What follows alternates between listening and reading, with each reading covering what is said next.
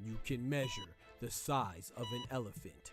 You can clock the speed of a cheetah, but you can't quantify the heart of a kings, queens, and in-betweens. Welcome to Dr. Boxing Talk. Stream starts now. The champ is here! The champ is here!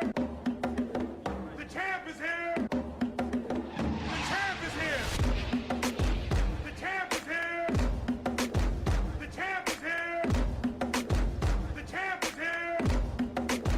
The champ is here! If I tell you I'm good, probably you will say I'm boasting. But if I tell you I'm no good, you know one line.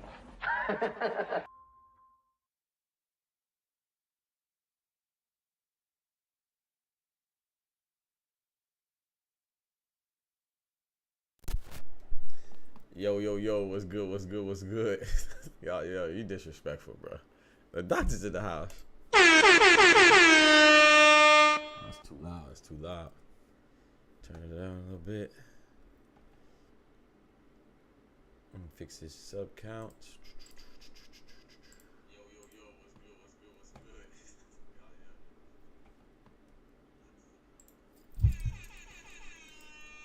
Oh, my camera ain't set up. Bamba. Don't.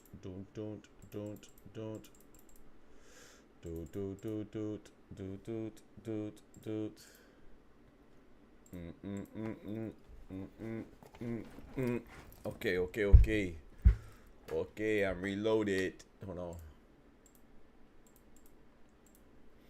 right, let's hit this roll call, man. You got my boy Dub in the building.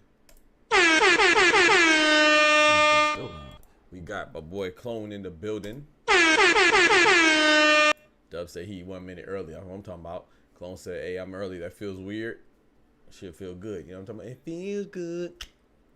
Yeah. What you know about that? We got Oscar in the building. We got Karate Body in the building, coming in with the drop kick Ronda Rousey roundhouse. You feel me? Doc, these are Jimmy Walker Dynamite. Nah. I need the Jimmy Walker Dynamite and the Dolomite. Way down in the jungle deep, I Dolomite you. What you know about that Briz, Dub? That's a good tea. Before we get started, you know. Yes, sir. Do what Clone said. I appreciate it. Thank you, Clone. I appreciate that love, bro. Shout out to all the members and the mods. Thank you so much. Please, you know how we always start off our stream. We start off with a prayer, as we should every day. You know, we need to pray more, you know. But so let's get it in.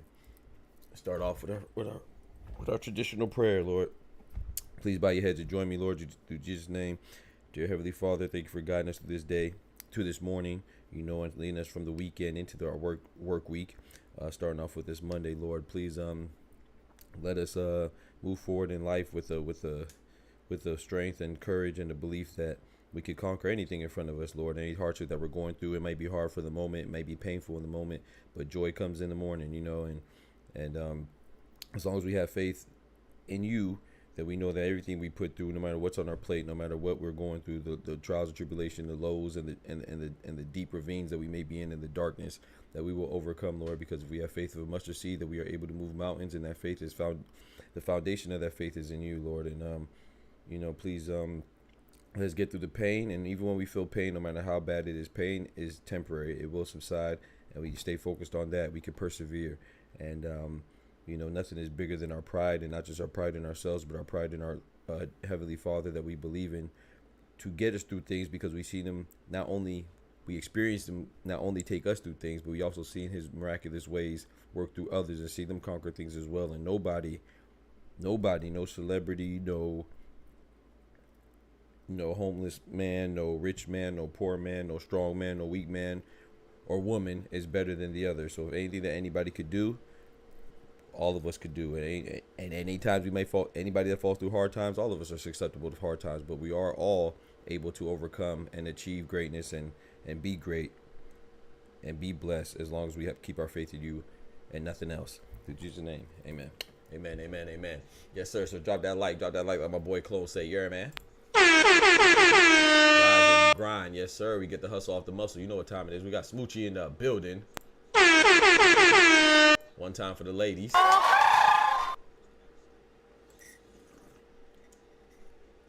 He said, Anthony Big Baby Josh. That's crazy. He called Big Baby Joshua is wild. Anthony Big Baby Joshua rolling all over the news, literally. Bro, that's why, bro. That's how you know, bro. That's how you know I love boxing, because y'all know, Dub, you've been here, bro. You know I'm not a big fan of Anthony Joshua. I personally believe that he ducked not just Wilder, but both Wilder and Tyson Fury. However, even still, man, I see my boy get folded up, rolled it up, and most, and I just feel bad. Like, of course they're rich and it doesn't matter like that. I don't know him personally, but I don't like to drag nobody through the mud, man. I know, like I said, we all been in scuffles and scraps and fights before, especially if you play sports. It happens at a lot of practices and stuff like that, or just on the court, and whether you're at the crib or at the park or otherwise. And you know how it feels to come up on the short end of the stick, and you just feel bad, you feel embarrassed. So multiply that by thousands, you know what I'm saying, and not to mention all the people watching. So it's kind of embarrassing,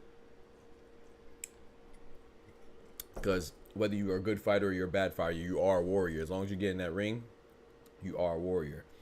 So so I just feel bad. You see him stumbling and mumbling like that.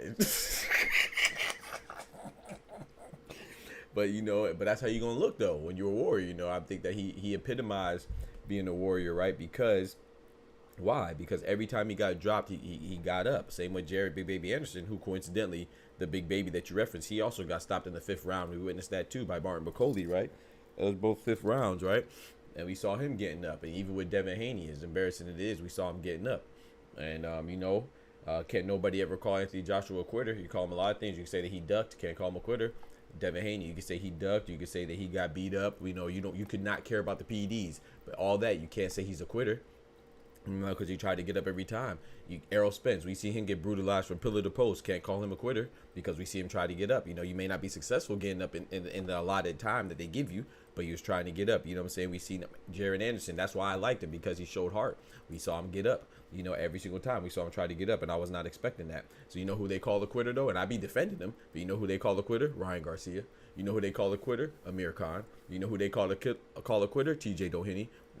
I mean, it is what it is. So you could question their warrior spirit, and I disagree with all that. Like I said, well, TJ Doheny, I kind of think he quit, but even Danny Garcia, they call a quitter, right? And I defend that as well. But you can never hear nobody call these gentlemen quitters, and that's the epitome of a warrior. That's all you can ask for. So big salute to Anthony Joshua. He definitely got folded up. You know what I'm saying? I definitely thought it would happen, and that came into fruition. But at the same time, if it wasn't for him getting folded up, then that night wouldn't have been as great. So he also contributed to a great night of boxing. So I got to give him that love and respect for that at the very least. You feel me? All right, so Dubois should be fighter of the year because he was a big underdog, although it makes it make not sense. It doesn't make sense.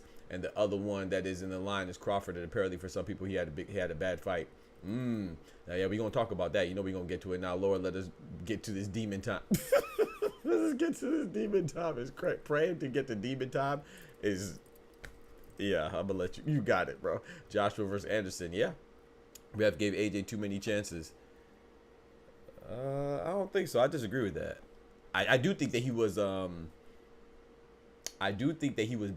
okay, so he was giving him chances from, like, I thought that he was stopping Dubois, but Dubois coming into the fight, he has a history of throwing elbows. Like, that's what a lot of people said in the Hrgovic fight. So I think the referee was more conscious and aware of that. But of course, AJ's the A side, so of course he was giving him chances. But like when people said that, oh, he didn't call that one a knockdown where both AJ's gloves touched the canvas, I was looking out for AJ. No, I think he missed the call, because if you notice, after AJ's gloves hit the ground, he took like 5 or 6 punches like after that, you know. So it would have behooved AJ if the ref would have called that a knockdown, because then he would have got more time and took less damage, and it was at the end of the round. So the referee not calling that a knockdown actually hurt AJ.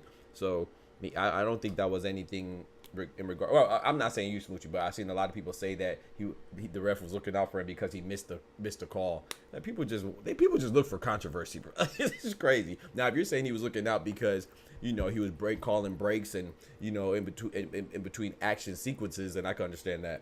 But missing a knockdown in that case, that was probably the worst thing that could have happened for AJ, because he took like 5 or 6 additional shots that he would not have took if he would have called the knockdown. But shout out to AJ though, man. But big up to Triple D, man. Dynamite Dubois. I said Daniel Dynamite Dubois. Also, I see channel saying that even though Triple D KO Joshua, he's still not elite. He has to fight Parker before he's yeah. All of a sudden, Parker's elite. The same Parker that lost to Joe Joyce by knockout. The same Parker that lost to Dylan White, and the same Parker that lost by AJ. And the guy that just beat AJ is not elite unless he beats the guy that lost to AJ. You see what I'm saying? You see what I'm saying, Oscar? That's the BS I be talking about. So the guy that lost to Joe Joyce, who no one calls elite, the guy who lost to Dylan White, who coincidentally no one calls elite, and the guy that lost to Anthony Joshua, who the guy that they're saying just beat Anthony Joshua, has to fight the guy that has 3 losses and lost to all those fighters, one by knockout, who none of are elite, but he has to fight him to prove that he's elite. And you know who he has to prove it to? The people that never proved nothing to nobody in their life. Bullshit! Bullshit! Bullshit! It's crazy, bro. That's that BS I be talking about. But yeah, I was about to say what you said. Why are we acting like we care about Parker because he beat Wilder? Exactly, Smoochie. That's why. Because now you know what's crazy, Smoochie? Parker's elite because he beat somebody else who wasn't elite in Wilder. Wilder's trash. Remember that. Remember, Wilder's trash. Dylan White's trash. Joe Joyce's trash. Anthony Joshua's trash. But Parker, who lost to all of them and beat probably the worst one by consensus, right? The worst one in Wilder, he beat him. But he's good because he beat him.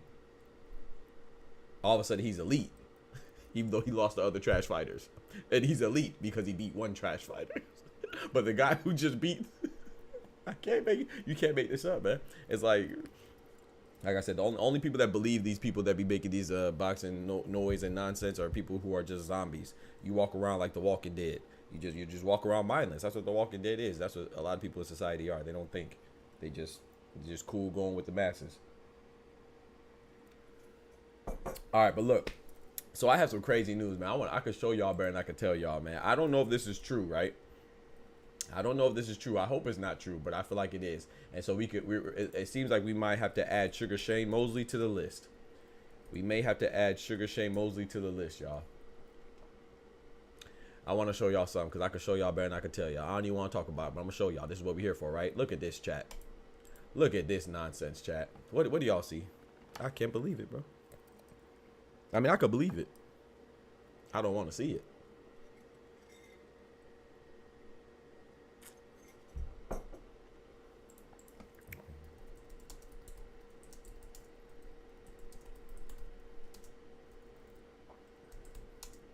I don't know why I'm typing. I'm typing this as Smoochie. I don't know why I'm typing. And that's why you're better, Smoochie, because you're not a parrot. Exactly. All they do is regurgitate what they say. Look at this. So we got Damon Dash. We got Dame Dash, who last time we seen him, he could barely keep his teeth in his mouth. And we got Sugar Shane Mosley coming in as a heavyweight, a light heavyweight. G's on peas. Sugar Shane returns to the ring September 28th as a light heavyweight. G's on peas. No shot. No shot. No Me blood shot. clot. You hate to see it, man. Is he broke? I don't know. I hope not, but maybe. I mean, that's not a sign of... I mean, it's either one or two things, right? It's either he loves the sport so much that he can't stay away, or his financial situation is so bad that he can't stay away. I'm hoping it's the former and not the latter, but, you know, unfortunately, with Sugar Shane's history, you know, I would think that it's probably the latter. But even still, like, shout out to Sugar Shane, man. Respect. But, you know, you just hate to see this, right? Because I know for me, like, I hate to see, like, when the fighters go too far past their prime and they lose to people they ain't got no business losing to. In this case, not only could he potentially lose to somebody he ain't got no business losing to, he's going in a division that he don't have no business in. Light heavyweight is crazy. Sugar Shane Mosley and light heavyweight, we're not talking about Canelo. We talk about a guy that probably maxes out at, maybe I would say, by bulking up, probably I could see him at 168, maybe. Not even, like 160. 175 is what. So you know it's just because of a lack of being in shape for him to get at 175, you know what I'm saying? And I just think that he could potentially get hurt because there's a lot of power up there. And I just, you know, you just hate to see it, man. From Deontay Wilder to Manny Pacquiao to Nonito Donaire to James Toney and Roy Jones and all of them. You just don't want to see these guys tarnish their legacy, but not even their legacy. It's just like hurt themselves, you know. And unfortunately, light heavyweight, anything can happen. Anything can happen, man. Bro, that ref was low-key just as astonished as AJ when he was getting tossed around that ring. He forgot to count it. He forgot everything. He forgot everything. It's crazy. His ex-wife took all his money. She even took his dimple. That's crazy. Yeah. She took everything. Pockets. What I need pockets. She took everything. You don't even wear pants with pockets. But yeah, so I think that Sugar Shane is we'll be seeing him on September 28th, man. I don't know. I don't like it. But will we watch it? Probably. And also too, I want to show this. This will be my first time watching it. I haven't watched it yet, chat, so we can watch this together. This is AJ after his loss to Dubois. Look at all the positives. That's the mindset, and that's the. Yesterday night we came up short, but look, we got to look at all the positives. That's the mindset, and that's the perspective. I like that. We have to have a positive one. Yes, sir. Always. Yep. Look at what we've achieved in the space of 11 years. It's phenomenal. And I want to thank every single one of you that's been riding with me. What a roller coaster journey. But you know what the problem is? Is that it's far from over yet. You know, we've done it once, we've done it twice. Doing it a third time hasn't been easy, but I believe it's something I can achieve. So when he says we did it once, we did it twice, he's referring to being a world champion. He's trying to be a champion for the third time. That's what the theme was going into this Dubois fight. You know, that's what that, just in case you didn't know what he's talking about with the 1, 2, 3. So he's trying to get a heavyweight championship again for the third time. It's about making the right steps forward, working hard, improving. And it's got to come from here. It's a roller coaster. It can't come from any external voices or influences. It's got to come from here. And it's only been a day, but when I sit back and I'm thinking, I know I got a lot of this, man. I know I got a lot of this. So yeah. I like that too. He's saying he has a lot of that because he's letting you know he did some soul searching, man. You got to check that heart, check that blood pressure, check that temperature, and see if it's still beating. And he looked within himself and he's like, hey, I still got it, man. So shout out to him for doing some soul searching in a day. Like I say, like these ladies and gentlemen that have some type of celebrity, whether it's especially in sports, but no matter what it's in, we think that they are always happy or always in a good mood or always cheery, and they go through the stuff too, especially emotionally. You could argue that in some cases they may go through more because every time that they mess up, it's magnified and it's in the spotlight. Video to say thanks for your support, thanks for being on this roller coaster journey with me. keep your seatbelts tight because deep down in here, I can't stand up. I know we've got a lot more to bring.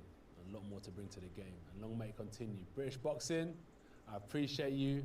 We rise up together. Let's go. I can't stand up, bro. This man Dub talking about roller coaster. Yeah, well, yeah, it's a roller coaster, man. I think that so Anthony Joshua, I like the fact that he dispelled the rumors. Talk about he should retire or he's going to retire. He's like, hey man, I'm not retiring, man. I'm still on this, man. But you know, the roller coaster thing. You know what I'll say though, Dub, when he said the choice of words. Yeah, you know what I don't like. This is just me personally now. Even in the corner before he got knocked out, he was saying, let's roll the dice, him and Ben Davies. That's like their thing, right? Even in the press conference, they always talk about rolling the dice. We roll the dice. We roll the dice. To me, I know this is just me being super critical. You don't want to be hypercritical, but when you say roll the dice, to me, it's like leaving it to chance. You know, I don't think that when it comes to demonstrating your skills, it should be chance. You know, of course, anything can happen, right? Of course, you know, you could go for an interview and they could ask you a question you're not prepared for. I could give a presentation, they could ask me a question that I didn't see coming. You know, somebody you're going to on Broadway and somebody could be in the crowd that you didn't expect to see and you haven't seen them for years, and it could have been like Shaquille O'Neal could just pop up at your Broadway at your Broadway debut, you know, and it might put the spotlight. Anything can happen, but you want to prepare yourself and have the preparation, you know, to make sure to give yourself the best chance possible of succeeding. I'm not saying, I'm not doubting that they did, but when you say roll the dice, to me, that's just not a good one. And you know, like Dub said, with the roller coaster, the choice of words, and even when rolling the dice, and now you roll it on the canvas. But I know what he's saying, because you know they are heavyweights, and whether you want to acknowledge it or not, you know, the chances of you getting knocked out is very high. It's very high, man, for heavyweights, man. Let's look at some people, right? Let's look at Dubois' KO ratio. Let's look at Dubois' KO ratio. You see what I'm saying? Let's look at this, bro. Dubois has a 95% KO ratio. So when people say stupid stuff like, "Oh, if he gets hit by Dubois, Carl Crotch," when you say silly, nonsensical, shallow statements like that and make it seem like you're some expert analysis by saying that, oh, if he gets hit by Dubois, he may get knocked out. Well, Dubois has 22 wins. 21 of those are by knockout. So there's only one time that he's won and he didn't win by knockout or some type of stoppage. He has a 95% KO ratio. So I'm pretty sure if he hits anybody on the planet, human or otherwise, they're probably getting knocked out. So when you say limited stuff and you call yourself an expert and try to say, I told you so, even though you picked AJ, you try to say, oh, I told you that he would win if he hit him flush. You're not saying nothing, bro.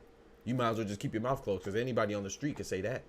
Anybody can make that proclamation. Let's look at Anthony Joshua's KO ratio. 90% almost. 89.2%, 89.3% KO ratio. 28 of the people that he beat, 25 were stopped. So if you just go and just say, oh, man, you know, a guy got knocked out and you're saying that's indicative of him being bad, it's not indicative of him being bad. The bigger you are, they have a saying, the bigger you are, the harder you fall. Because when you're that size, a lot of times it will end in a stoppage. So what I'm trying to say is, even with all that, I'm trying to say him losing by knockout is not that bad. But we do know AJ is chinny. We do know that. But like I said, what I was more excited about was the fact that he showed that heart to try to get up every time. But Triple D dropping that dynamite, man. He dropping that wood. What's Wilder's KO ratio? That's a good question. Deontay Wilder's probably like 98. Let's look at Deontay Wilder. I'm not sure. I was close. I said 98. Smoochie, bro, I'm good. I'm just too good, chat. 97.67. You can round it up to 98. I'm just too good. I'm just too good, bro. I really watch boxing. 43 wins, 42 by knockout. 43 of this man's wins. Only one wasn't a stoppage. 97.67% KO ratio. Almost a 98%. Come on now. Come on now. What are we doing? What are we doing, man? And we act like when these guys fight each other, they're not supposed to get knocked out. Like, bro, like, what do you watch, bro? I swear we don't watch the same thing. There's no way that we watch the same boxing as all these other goofy channels. There's no way we watch the same thing. Maybe they're watching rugby or something, and they put on a 2-second highlight clip of boxing and think they're watching boxing. I don't know.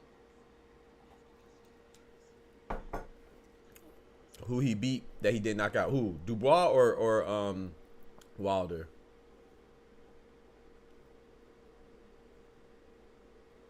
Talking about Wilder? I think wasn't it Bermain Stavern the first time? The first fight with Bermain Stavern, I don't think he knocked him out. He knocked him out the second time. Am I tripping?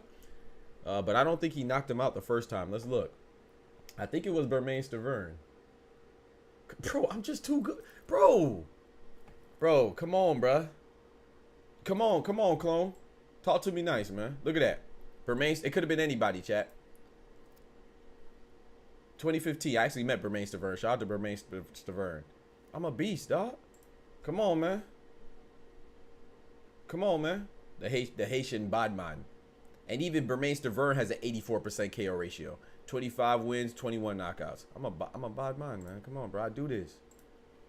Come on, man. Come on, clone. Come on, man. I think the dude 2 or 3 fights before Fury. Nah, it was Bermain Stavern. He didn't knock out. That's why y'all rock with me, man. That's why we gonna grow. Because people gonna know that we tell the truth around here. Ain't no cap in my rap, man. I don't just say what I feel. I have feelings and I have emotions too, but I put it into thought. And I put it into work. And I let that be reflected in what we talk about. Oh, you the real scholar. Hey, talk to him, clone. Oh, yeah, the real one. You know what I'm saying? The real one. You know, the other ones. I'm not talking about my boy scholar, but I'm just talking about everybody out there. They be talking that, they be chatting that fake news. If you out here getting fake vagina over your fake jury, reality is reality. All right, so in other news, man, we had Keyshawn Davis. I saw this a couple days ago. I just didn't say anything about it. I saw this like maybe Friday or Thursday. Keyshawn Davis and his brothers are talking about fighting the Vargas brothers. It was like Emiliano Armado Vargas, and then Keyshawn and Keon. I don't remember these other brothers' names. But yeah, I'll be interested in that. I think that'd be cool, man. I have like a 3-on-3. I don't know who would win though. I think Keyshawn Davis will beat whoever he gets matched up with. I think he's the best out of all 6 of them, but then I don't know if his brothers could beat Emiliano, and I don't know about the size differential too. So I don't know how much that works out from a criteria standpoint as far as their characteristics and stuff like that. If they meet the criteria to even be in the same weight division, but I don't know how much that's gonna. I don't think that should gain that much traction because I don't think it's very real. I don't think it's really going to happen. So, but yeah, they're talking about that beef and saying they propose a Keyshawn Davis brothers versus Vargas brothers. I think that'd be funny. And of course that I also wanted to say too, I don't want to spend too much time on that, hypothetical. But Munguia, we were talking about how I want Munguia. It's like wide open for everybody at 168 except for Canelo, who's the top, at the top dog at 168. But for everybody else is wide open, right? Munguia has called out Caleb Plant and Berlanga. I think that's a great fight. I would rather see Plant versus Berlanga just because of bad blood, but I think Berlanga and Munguia makes the most sense, especially if Berlanga gets a tune-up just so he could take a loss just like Munguia did to Cinnamon and then have a bounce back like Munguia did against Eric Bazinian. Edgar Berlanga get a bounce back, and then Edgar Berlanga versus Munguia is a great fight, man. I had Munguia winning, but that's tough. Caleb Plant and Munguia is a great fight too because as we saw, I don't know if Trevor McCumbee is just exceptionally strong, or Caleb Plant is a little topsy-turvy in that ring. Maybe his punch resistance, his durability is down a little bit, but I personally don't believe that McCumbee he may be stronger than Munguia for one-punch power, but I don't think he's that significantly stronger to where that fight is much more interesting now, But what's also interesting is the fact that Caleb Plant showed us what we already knew from Sweet Hands, is that he can adapt, and he's a seasoned vet, and he's a thinker in the ring. He's cerebral, and I don't think anybody would call Munguia, I like Munguia, he's a warrior, and he throws a high volume of punches, but I don't think anybody would think of him as a cerebral fighter. So I think that it'll be a fun fight, man. So, and then of course you can even have Munguia versus Diego Pacheco. That's a fun fight. Munguia versus Billy. That's a fight that I want the most. That's action-packed fireworks. I'm talking about that as a potential to be fight of the year, and Billy and Munguia. But I would lean towards Munguia against all of them except for Caleb Plant. I think Munguia will probably come out on top against Mbili, Berlanga, Pacheco, even Osley Iglesias right now at this moment. I would have Munguia.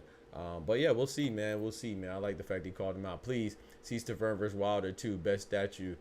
KO. Yeah. Don't even watch that, clone. Don't even watch that, bro. Don't even watch that, bro. Like, I mean, that wasn't even a fight. I don't know what that was. That Bermain versus Wilder part 2 wasn't even a fight. I don't know. I don't even know what that was. Munguia might get McCumbee out of there quicker because he boxed with his face. Yeah, but I think Munguia gets McCumbee out of there. Because Munguia don't take no breaks. Like so when McCumbee got hit, I mean when McCumbee hit Caleb Plant and Caleb Plant will think about it like, oh, that's not Munguia. Munguia's gonna fire back, you know. And I like Munguia to take McCumbee's punches better than I like McCumbee to take Munguia's punches. But I'll be interested in Munguia and McCumbee now too. I mean, I'll be interested in that fight too. But I think with Munguia winning and McCumbee coming off a loss to Caleb Plant, I don't think that fight really makes sense right now. I think McCumbee and Berlanga would make more sense. But hey, I wouldn't be mad at that. I'll definitely watch it. He didn't go the distance after Stavern. That's crazy. I literally just showed Smoochie. And Smoochie still has. No, he did not go the distance after Stavern. Not in a win. Not in a win. You gotta remember that it's specifically for a win. So he may have went the distance in a loss, but not in a win. Has Munguia ever been tested to the body? Ooh, that's a good question. That's a good question. Gervonta was touching that body. Sergey Gervonta.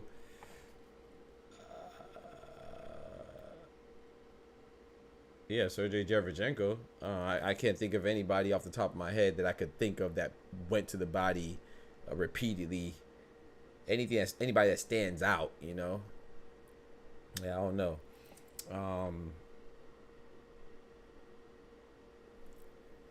Yeah, no, I can't think of anybody that really stands out. Besides maybe Sergey Gervonta, a seasoned vet like that. But yeah, so let's get right to it, man. Let's get to the fight of the year thing, man. Shout out to Oscars. You see, that was the main topic of the day, man. We got Dubois 2024 fighter of the year.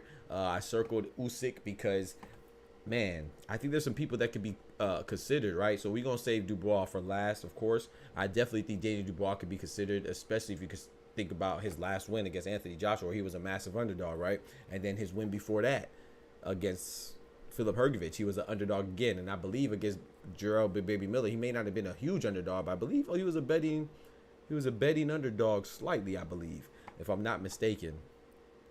So he's been an underdog, but Gerald Baby Miller was last year. So this year he fought Hrgović, who was considered the heavyweight boogeyman, right? The boogeyman of the heavyweight division, and conquered him. And then he conquered Anthony Joshua. So he's looking good.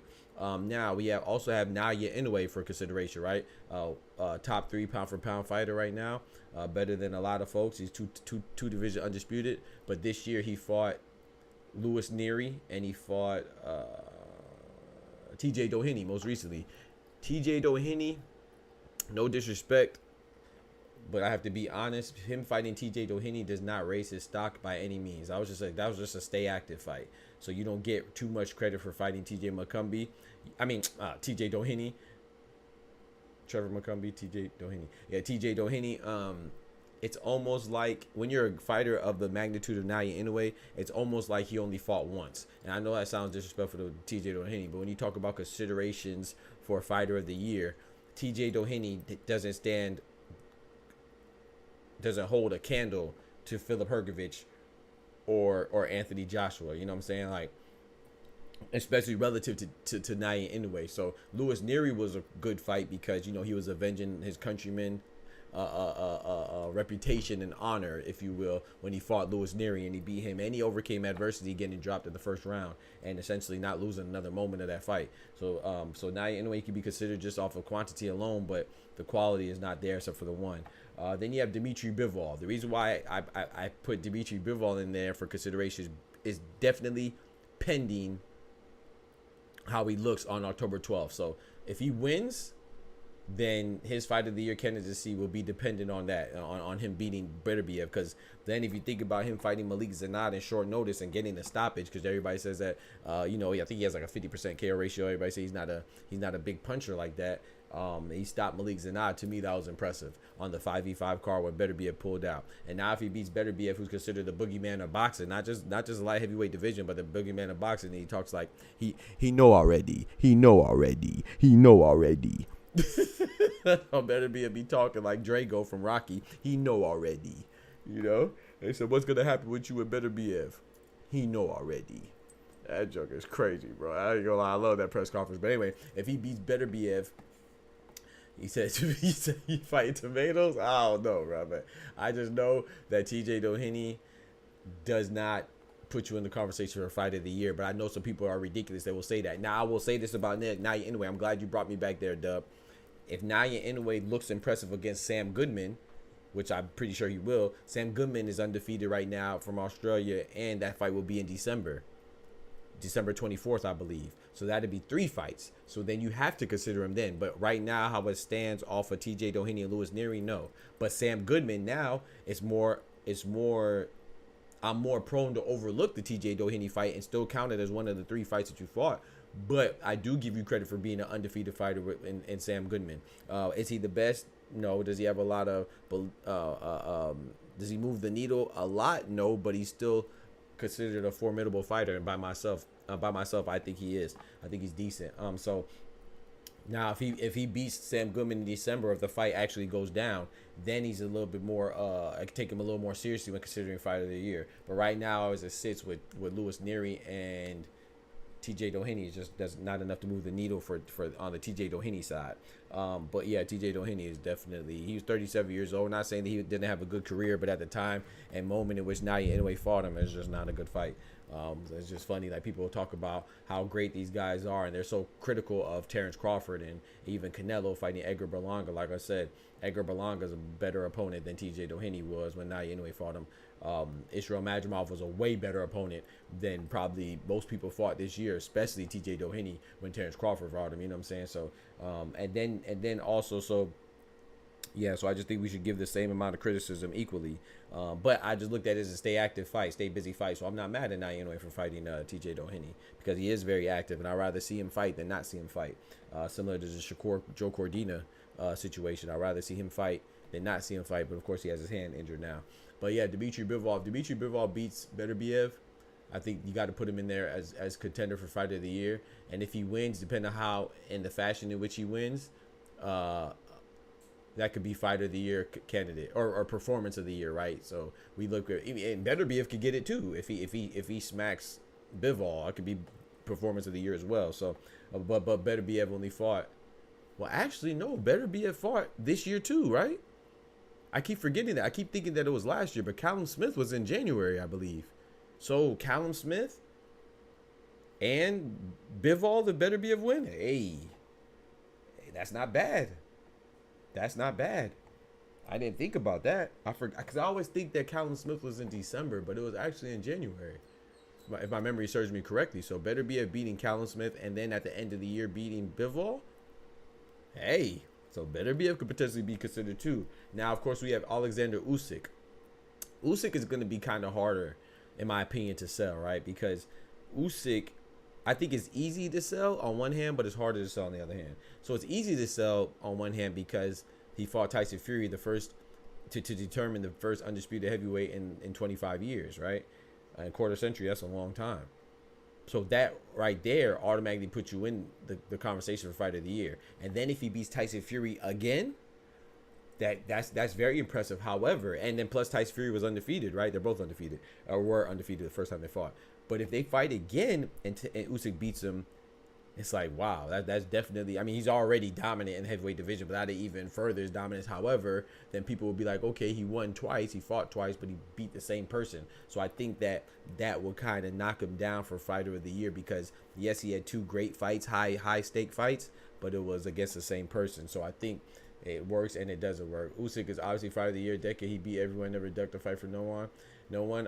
Usyk is obviously fighter of the year. I mean, yeah, Billy Gates. I'm sorry, bro. I don't think that's obvious at all. That sounds dumb. I don't think you know what fighter of the year means. There's a lot of arguments, and that conversation is packed, and that just says a great year. Yes, bro. We had a great year of boxing. I don't think you know what fighter of the year means. He says he's fighter of the year or decade. He beat everyone. Maybe decade if you want to make that discussion. Of course, being the first undisputed in heavyweight in the last 25 years. But fighter of the year and fighting one time. How can you be fighter of the year if you fought one time? How is it? He could be it, but how is it obvious if he fought one time? What? I swear, some people don't really be watching. They watch one person, bro. Like, how is that obvious, bro? How can you fight one time and be the obvious winner of fighter of the year? Who beat Usyk? That's not how you determine fighter of the year. It's not undefeated fighter of the year. Anyway, let's continue our conversation. And then I want to say another guy's name who I think people will sleep on is Erislandy Lara. Erislandy Lara, man, he beat Michael Zarafa and knocked him and beat him in the second round. Knocked him out in the second round, and then went on and beat Danny Garcia by stoppage. That's very impressive. However, I don't think that could be fighter of the year. I definitely think that it should be up there, considering that he's 41, 42 years old, and it's just very hard to go. It's just hard to kick that, because Danny Garcia, even though he stopped him, the first person to drop him and stop him, it's kind of hard to kick that because he was coming off a 2-year sabbatical. So him coming off a 2 years of sabbatical is very hard to kick that as fighter of the year for Danny Garcia. But I mean for Erislandy Lara, but him beating Michael Zarafa by second round stoppage, a major knockout of the year candidate, and then beating Danny Garcia at 42 years old or 41, then that is I think that should put him up there for consideration. But I think that's a hard one to sell. And then we have another guy you can't sleep on is Junto Nakatani for fighter of the year. I don't think, how are you dissing peeps in the chat for having an opinion and getting involved in your chat with an opinion? Probably why you have so few subscribers. Probably why you still on my nuts though, right? You know what I'm saying? I got you on my nuts though. You know what I'm talking about? You meat munching ass jit. What are you talking about right now? How am I dissing you? I said that you don't know what fighter of the year is, because you're saying your argument is pound for pound. You're saying that Usyk is obvious. Is the obvious pick for fighter of the year. Now you get it butthurt because someone disagreed with you. So how are you dissing me for having an opinion on yours? I didn't call you dumb. I just say you don't know what fighter of the year is, and you don't know the conversation. You just came in here meat sucking on Usyk, and now you just transferred your oral orifice to my lap. Get off my lap, bro. I don't need you slobbing on me. I'm good. So you just heard Usyk and just went crazy. You started salivating at the mouth. No one's knocking Usyk. Usyk is a great fighter. That's not the discussion. You know what I'm saying? You're just a meat sucker, bro. It's too early in the morning, man. Get off your knees, man. Your knees bleeding, bro. Goofy ass. I'm talking about how few subscribers at, but your goofy ass is in here though too, right? Okay, so I must be doing something right. You got your little ugly ass in here uninvited. Yeah, swallow slow though. Your bitch ass. Anyway, so Junto Nakatani, I think Nakatani could be considered as well, because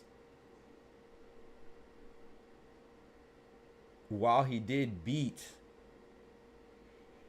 so this is why it's tough, because Vincent Astrolabio, stay track, keep cooking. I appreciate it, Dub. I appreciate it, bro. Sorry about that. Yeah, let's get him out of here, man. Goofy ass, man. People they're just so childish, bro. Like, I appreciate it, Dub. I just get on my nerves. I really wish I could. I really wish I could just see you, bro. Man, named himself after Bill Gates, weirdo. Yeah, named himself after, it's all good. But anyway, Junto Nakatani beating Alejandro Santiago was a good win, right? Me personally, I believe that was a good win. Now, his fight against Vicente Astrolabio, right? He jabbed him in the stomach.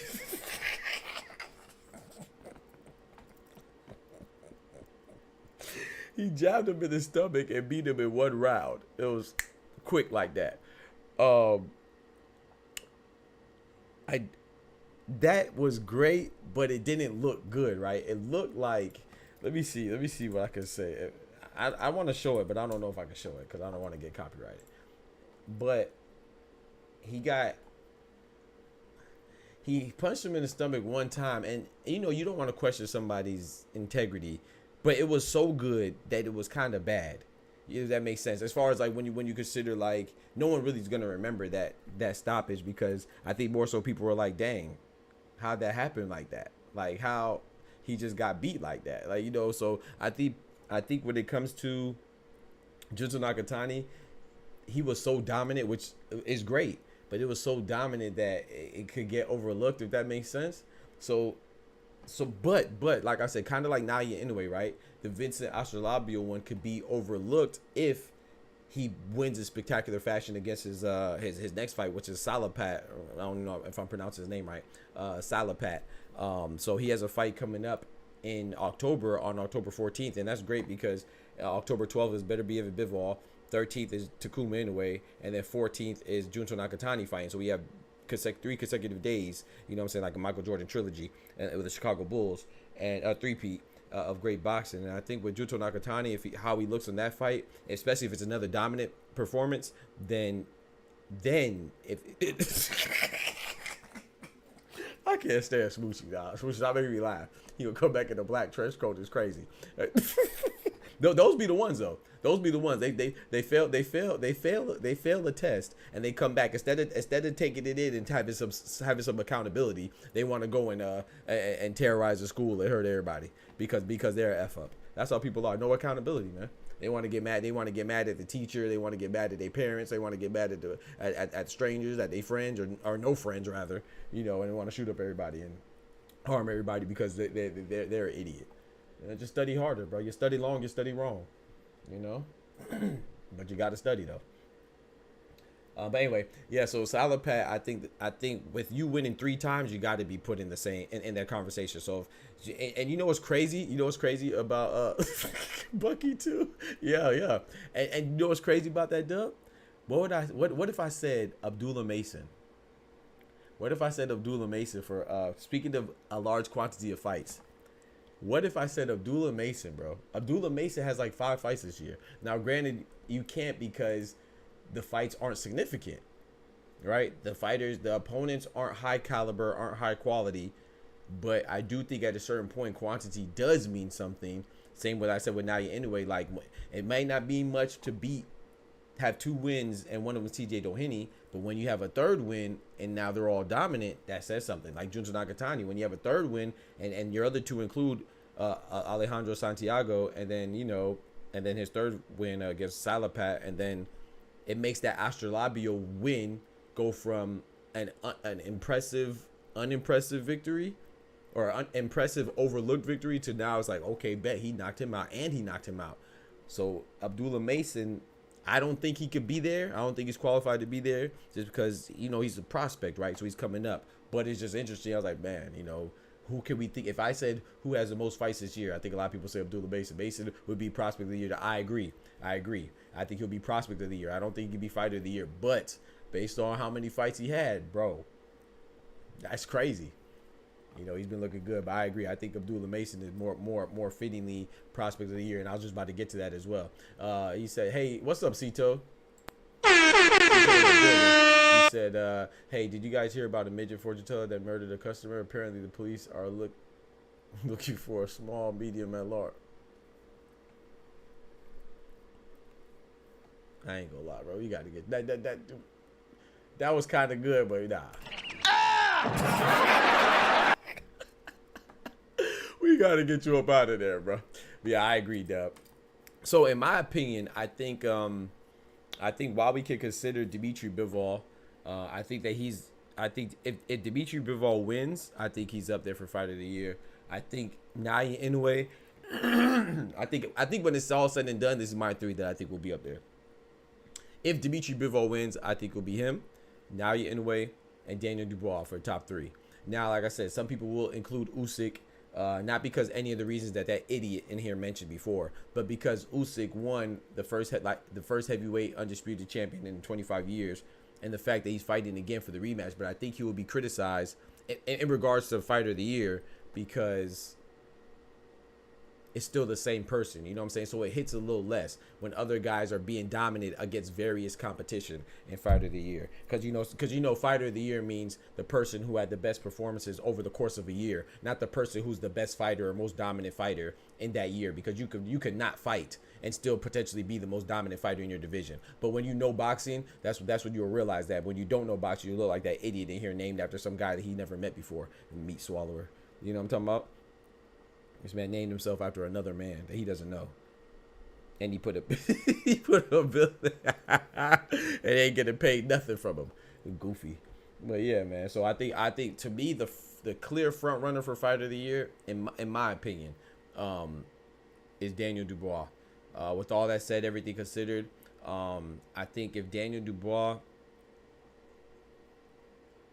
because Daniel Dubois was the underdog, he fought this year and he became a belt holder for the first time against Filip Hrgović, who is an underdog against.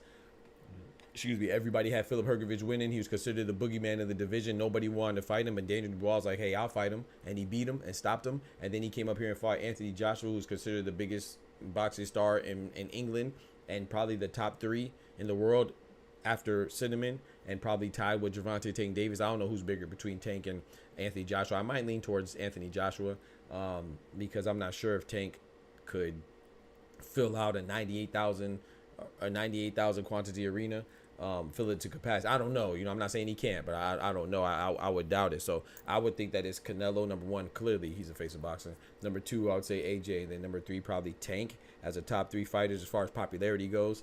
So, you know, when Dubois takes on a challenge like that and he's an underdog again, you know, they put the graphic on the screen. 87% of the population thought Anthony Joshua was going to win. Only was it 87% or was it 83? I don't know. It was either 87% or 83%. Either way, so it would have been 13% for Dubois or 17% for Dubois. I can't remember. Either way, it was in the teens, and the other guy was in the 80s. Then you gotta give him that, man. I think Daniel Dubois, he may have earned that Fighter of the Year, man. And I think that you could argue that Don Charles could be Coach of the Year. I think that's a little bit more complicated of a title. Once again, being Coach of the Year doesn't mean that you're the best coach. It just means that you had the most outstanding performance throughout the course of the year. But people don't understand how awards go because they're just so infatuated with one person, and most likely it's another man, that they don't even consider the rest of the boxing landscape, you know, because people think that once somebody they like is doing something, that means nobody else is doing nothing. You know what I'm saying? So because Canelo's doing good, that means that Dubois is not fighting. You know, Canelo fought twice. You see, I didn't put him in there. Canelo fought Berlanga and Jaime Munguia. Unfortunately, everybody looked at those where he was an overwhelming favorite and they weren't really threats to his position. So I can't put him up there for Fight of the Year as much as I want to. You know, Cinnamon is one of my favorite fighters, but I'm not just watching Cinnamon. You know what I'm saying? I'm watching what guys like Bivol is doing or potentially doing, or Junto Nakatani, or I'm watching what Usyk is doing, or what Lara is doing, or what Daniel Dubois is doing. But you know, these people don't think that exists because they're infatuated with one man. They like a boxer. They don't like boxing. You know, that's why we're different. Stupid ass. It's obvious. It's obvious Usyk is Fighter of the Year. Freaking idiot. Ain't nothing. That's why it's a discussion, because it's not obvious. It is definitely not obvious in favor of Usyk. That doesn't mean Usyk's not the best. That doesn't mean that Usyk isn't top 3 pound for pound. Doesn't mean that he's not undisputed. Doesn't mean that Usyk would lose to Dubois. That Fighter of the Year doesn't mean you're the best fighter. Those are not synonymous. Fucking dumbass. I rescued a new dog, named him Rolex. Now he's my wife. Okay. Yeah, I can pull you up. Yeah, I'm good now, man. So me personally, I'm interested to know what you got, Dub or Oscar or Cito or Smoochie. Who do you have as the Fighter of the Year right now? I think right now, if it was today, now Dubois is going to be hurt, right? Because the difference between Dubois and Naoya Inoue is that Dubois is likely not going to have another fight for the year, right? So he's done. We've probably seen everything we've seen from him. Naoya Inoue, he has another fight upcoming, and that would be his 3rd fight. So now he'll have another fight more than Dubois, and he's already pound for pound, top 3 pound for pound. And then Dimitri Bivol, he has a fight coming up October 12th, which then he'll probably be done, but he could have light heavyweight dominance, you know what I'm saying, by undisputed. So you got to consider that. Nakatani has another fight coming up. Usyk has another fight coming up, but like I said, it's against the same person. So I think that he has. Cito got timed out. That's crazy. Oh, he said, "What up, chat? My boy Ryan Frazier in the building." What's up, chat? Y'all see praising Usyk for beating AJ Dubois, acting like he did. Yes, I saw that, bro. I meant to show that too. Yes, thank you for reminding me, bro. Thank you. I meant to show that. I meant to show that on Twitter, bro. I don't know if y'all saw this. I definitely want to show y'all this, man, with Tyson Fury, bro. Tyson Fury was telling Usyk that he beat. He was celebrating what's his name's victories over what's his name? Over Joshua and Dubois, saying that, hey man, you know, you schooled both of them. Like he did school him too. Like I don't Bro, I ain't gonna lie, right? That's why I like Tyson Fury, bro. He's funny, bro. Tyson Fury is funny, bro. This man is telling him that he schooled Dubois and Joshua. Like he did it also school him. Like Usyk is the boogeyman of England, bro. Usyk is when they tell their kids nightmare stories and saying you better clean your room or the boogeyman is coming out the closet, they talk about Usyk. Usyk is the Baba Yaga of England, bro. He beats them all.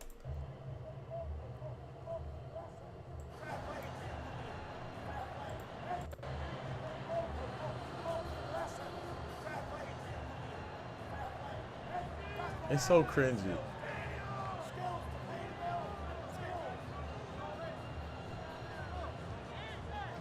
Tyson Fury be high as hell, bro. Tyson Fury be high, bro. Fury, bro, Usyk looking at him like, but I beat you too.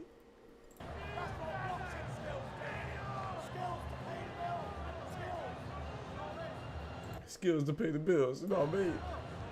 Fair play to you. He looking at him like, bro, I beat you too though. Usyk don't understand much, so he could, he probably didn't understand what he was saying, tell you the truth. He, cause I know it's like when I'm speaking Spanish or I'm listening to somebody speak Spanish, if they're talking too fast, it's hard for me to keep up. So like, I'd be like, lento, por favor, lento, más lento, please. I'd be trying to tell him like, you know, speak more slowly, cause it's not that he can't understand it, but when you speak it fast and probably loud music, he probably didn't understand what he was saying. But he could tell that he probably could tell it wasn't disrespectful though because of the reactions of all his people around. Fury was a teacher's pet on Saturday. I'm telling you, bro.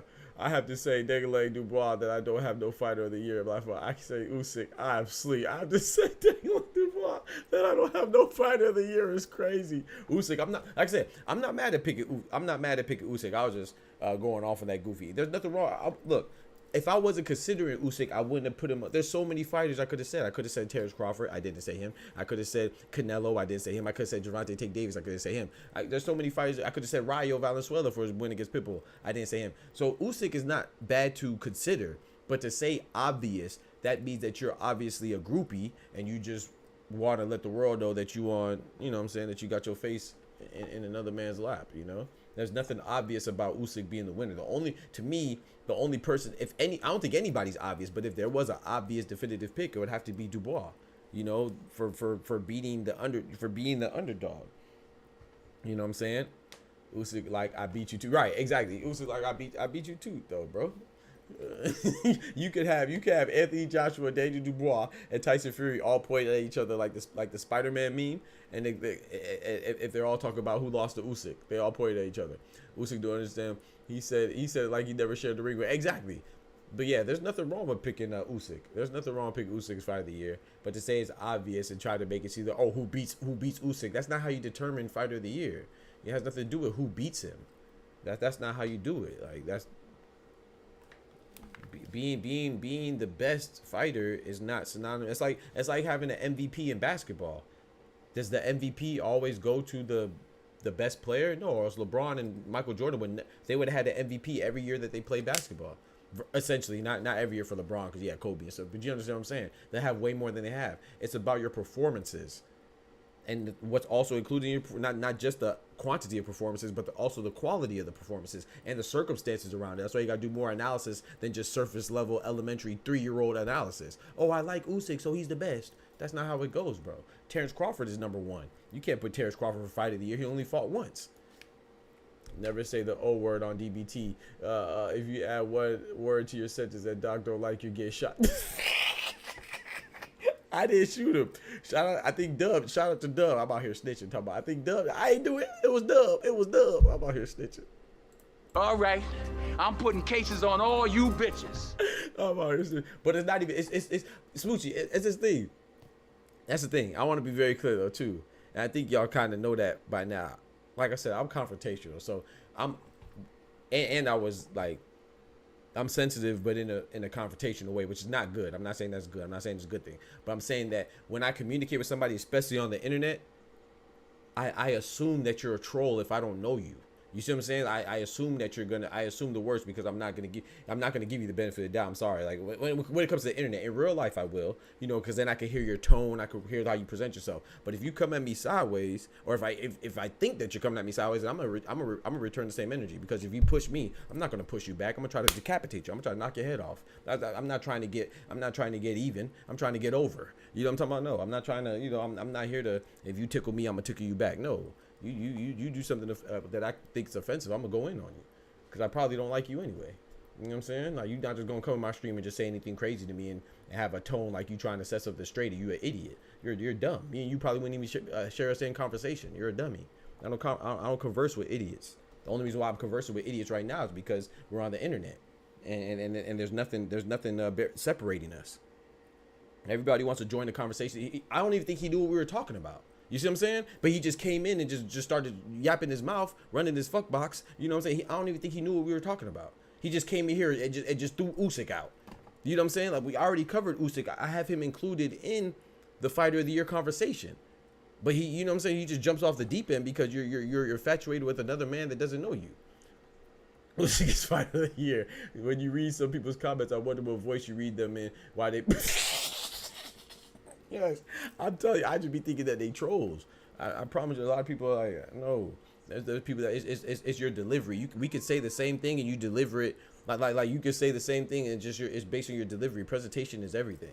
You know what I'm saying? Especially if I don't know you. And you're a boy, a random boy on the internet. I imagine you a fat, sloppy body punk pussy that never did nothing in life, but you're here to critique everybody else and try to act like you're some genius, philanthropist, altruistic, playboy, pimpin' player, strong man. Like, you're not. You're none of those things. But when you're on the internet, you can pretend. Once again, pushing this narrative.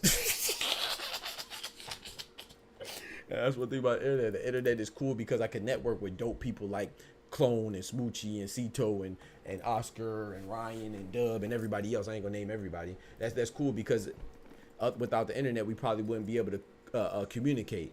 But it's also bad because it makes every goofy, dumb, idiotic, cowardice bitch, for lack of a better term, it makes them feel like they're important, bro. You're not important. You haven't earned nothing in life, bro. So you don't get to talk. You don't get a seat at the table, bro.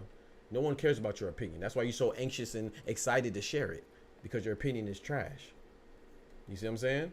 Everybody can say anything with no accountability on the internet. All they have to do is just have a username that they can make 30,000 times and get off and just try to be annoying. You know what I'm saying? Some people like being a nuisance. Some people's goal of their day when they wake up is to be a nuisance to somebody else. Your life is terrible, and it's gonna stay like that because you choose to be like that. Not because it has to be, but because you choose to be. We all have decisions to make in life. Some people wake up and want to be a gnat on your food. They want to be a gnat that you smash on your food. I mean, it's one or two ways. Like, you're still a gnat. I could ignore you because a gnat doesn't bother me, but if I want to, I'll just turn and just smash you, and you're gone. You and I are cut for the same cloth, meaning real gangsters stay quiet and reserved. When pushed, we come out to play. I appreciate that, Cito. Talk to him, Cito. Yeah, I don't be, like I said, I don't be, what it is, Clone? I don't be looking for problems, but if a bitch say they got problems, I say no problem. Like, come on, bro. I done been through a lot. For me to be bothered by some goofy on the internet, I already know you sensitive, so I know I can hurt your feelings, and I never even seen you. I know I can hurt your feelings. You're easy, so I'm gonna do that because I know you tried to hurt mine.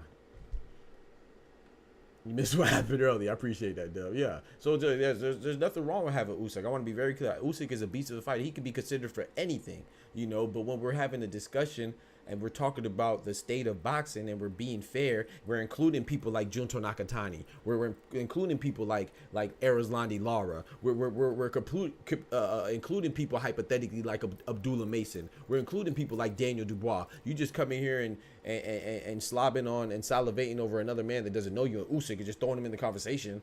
and you don't even know what the conversation is, and I'm gonna get on your head top because I'm gonna treat. There's nothing wrong with it. It's wrong to talk down to somebody just off a GP, but if somebody earns that, then there's nothing wrong. There's nothing wrong with calling a duck if it quacks like a duck and it walks and it waddles like a duck. Is there? If you see a gazelle that grazes on grass and hops around like a gazelle, should you feel bad for calling them a gazelle? No. So if a person acts dumb, I don't feel bad for calling them dumb. I'm sorry, you're dumb. That's my favorite quote. P facts. Facts. I don't go looking for problems, but if a bitch say they got problems, I say no problem. That's how I live, bro. I don't be looking for it. But you want to come in the stream, we having a good conversation, and you just want to butt in and just go on a whole tangent about that, which is completely off topic. You're not even listening. You just trying to dictate the situation, bro. You can't dictate nothing in my life or over here. You can't dictate nothing in your life. You damn sure can't dictate nothing over here. That's not how it go. No, sir. And you name yourself after another man on the internet. You can name yourself anything. You want to name yourself after another man, goofy, that you don't even know, and think you're clever because you put a L and another L in. You put a Y at the end instead of Bill Gates. I'm Billy Gates. You meat sucker, shut up. No, I don't respect you, bro. I'm gonna say, oh, that's why you have a little bit of subscribers. You would only know how many subscribers I have if you're in my channel. Like, so I mean, I must be doing something right. So you're talking trash about the place while you're in the place. You know, if I pay money to go watch a movie and I don't like it, guess what I do? I don't stay and watch the movie. I walk out. But you rather stay and talk trash about the movie while the movie is playing and try to interrupt everybody else that might be enjoying the movie. That's why we're different. You like to waste your time. I don't waste my time. I missed the keyboard warrior. Bill Gates came in here and said he want to have Usyk baby. Basically, he want to be impregnated by Usyk. Basically. And shout out to Usyk. Usyk's a great fighter. Top 3 pound for pound. Facts. But this is just not every conversation about boxing does not have to include Usyk or Terrence Crawford or Naya Inoue or Canelo or Gervonta. It doesn't have to include them, bro. It doesn't have to include them. I'm sorry. We like boxing over here, bro. We don't like groupies or boy bitches. I definitely don't like boy bitches. I'm sorry. That's one thing I can't stand is a boy bitch. Especially when they try to talk to me. Don't talk to me, bro. Let me pull up my boy Oscar. My fault. I went on a tangent. I apologize.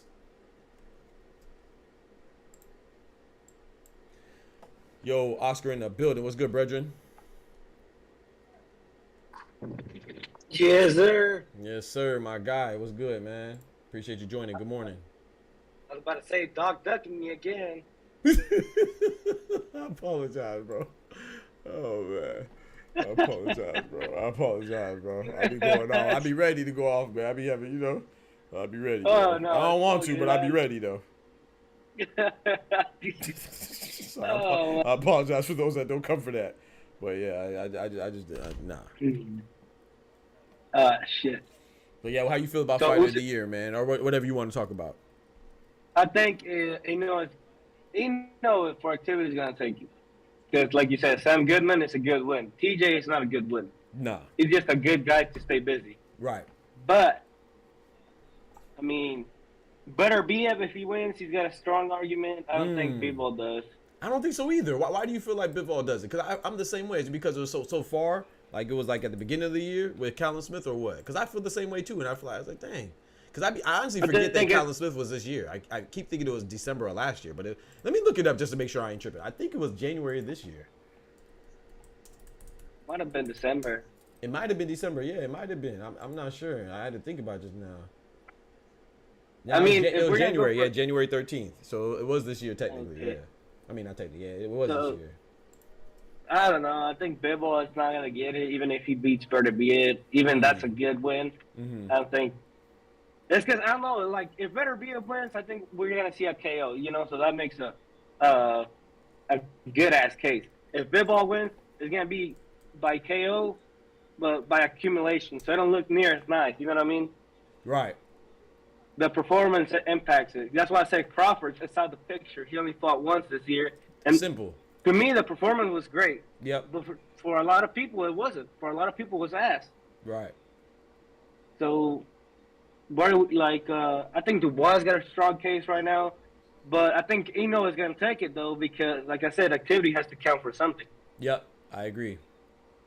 And that's why he's still in the number. Like, for that goofy-ass motherfucker that said Usyk, I'm like, no, Usyk is not even one pound for pound because of activity. Like, come on, bro. Like, His I think you be achievement is considered, great. but when you say obviously, it's like, how is that obvious for Usyk? Like, how? Besides the fact that you just like him. Yeah.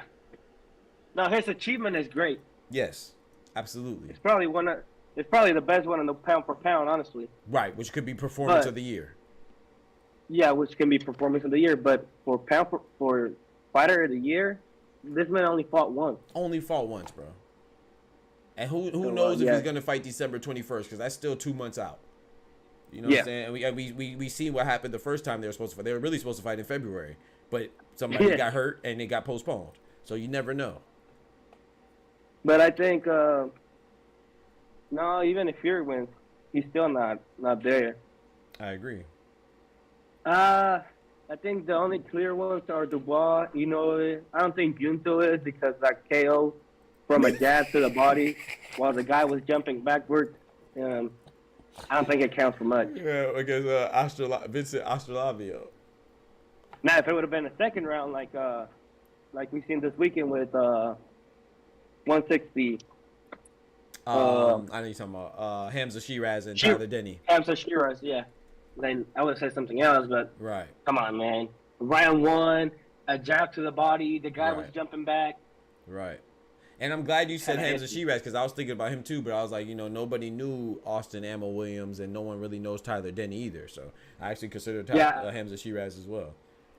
I don't think that's a good opposition either. Right, I agree. But no, top 3 candidates for Fighter of the Year, it has to be Noe, it has to be Dubois, it has to be number 3 is hard because there's a lot. Yeah. But well, it's not even a lot. It's just the guys we think of has only fought one time this year, so right. So just wipe them out. Yeah, especially. So I think Usyk will be considered like I said, especially if he wins. And I don't think there's nothing wrong with that. But I just even if he wins, to me, what separates him and Dubois is that Usyk will not be the underdog this time. Dubois was definitively the underdog in both situations. Yes. One was for a title, and the other one was to defend your title against one of the biggest stars in boxing. So I think that while the stakes weren't as high because it wasn't undisputed, it was still a good fight, and then also, a good opposition, and then also he was an underdog, which we already said, but also it was 2 different people.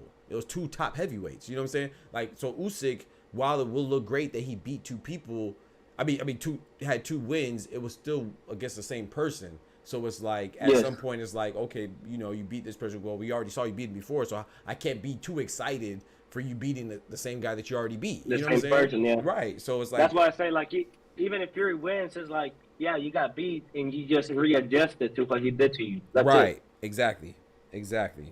So. But man, I was gonna tell you something. I don't know how you're gonna feel about this. The Shane Mosley, I don't like it. I really don't like it.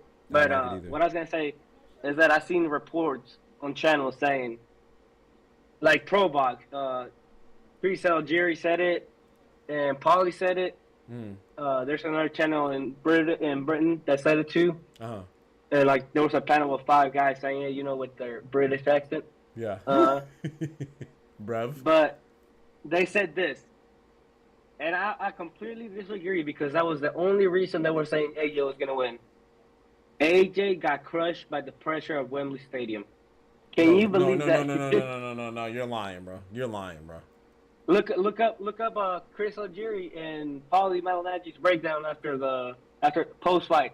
So let me ask you. Let me just make sure. We're talking about Anthony Joshua, the same one that sold almost 500,000 tickets, 500,000 tickets, and filled out stadiums. He got crushed by the pressure, not his opponent who'd never been in a situation like that before. And I don't know if you remember the build up for the fight. It was like, Anthony Joshua has to deal with this kind of pressure before. Okay. You know what I mean? I was like, yo, you're backtracking big time. Bro, they're saying, but people will say anything just to have a to make sure, to say that, oh, I know why this person lost. Like, bro, he just lost because he wasn't the better man, dog. That's it, bro. Like I'm not saying that you can't break it down from like, okay, he punched over his jab in this position, or when he got knocked out, he was throwing an uppercut with his hands down. Okay, that's like breakdown that you could do. But to try to impose any other feeling or external feelings as to why, or external sources as to why he suffered a defeat, it's crazy, bro. Like, come on. And Paulie's take had me laughing because he was like, yeah, he only lost because of youthful. No, the thing that made the difference on the 5 was his youthful energy. Come on, dog. I'm like, you're the one saying that 38, it's not even that old for the heavyweight division. So I really don't understand. I really don't understand what the hell you're saying now. Bro, they can't. They can't, bro. They can't give him credit. AJ made a lot of mistakes. He tried to bait him with his hand down, and he kept leaning backwards straight up. That's it. That's all that happened. That's it, bro. They always try to do some type of psychoanalysis, like, oh, well, his mind wasn't right. He didn't eat the right food. But the thing that had me laughing in a way was that the pressure of the Wembley Stadium. Like, you're telling me that he was a favorite because of the pressure, but now he lost because of the pressure. Because of the pressure. He was a favorite because exactly what you just said. He was a favorite because the other guy wasn't used to the pressure, but he lost because he wasn't ready for the pressure. The same guy that you picked because he was used to being in pressure. Come on, dog. Man, they released corner audios for Munguia and Morales, and Morales is not a man. He's not a good. He's probably a good coach in the ring, in the gym. Yeah. But inside the ring, dude. What was he saying, or what was he not saying? The opposite of what Munguia did. Munguia just went his own way. Munguia did the opposite of what Morales was saying. Oh no. Oh no. And I was thinking, because we had this conversation where it was like, he left Freddie Roach for this guy. Oh no, bro. Oh no. He said he was doing the opposite.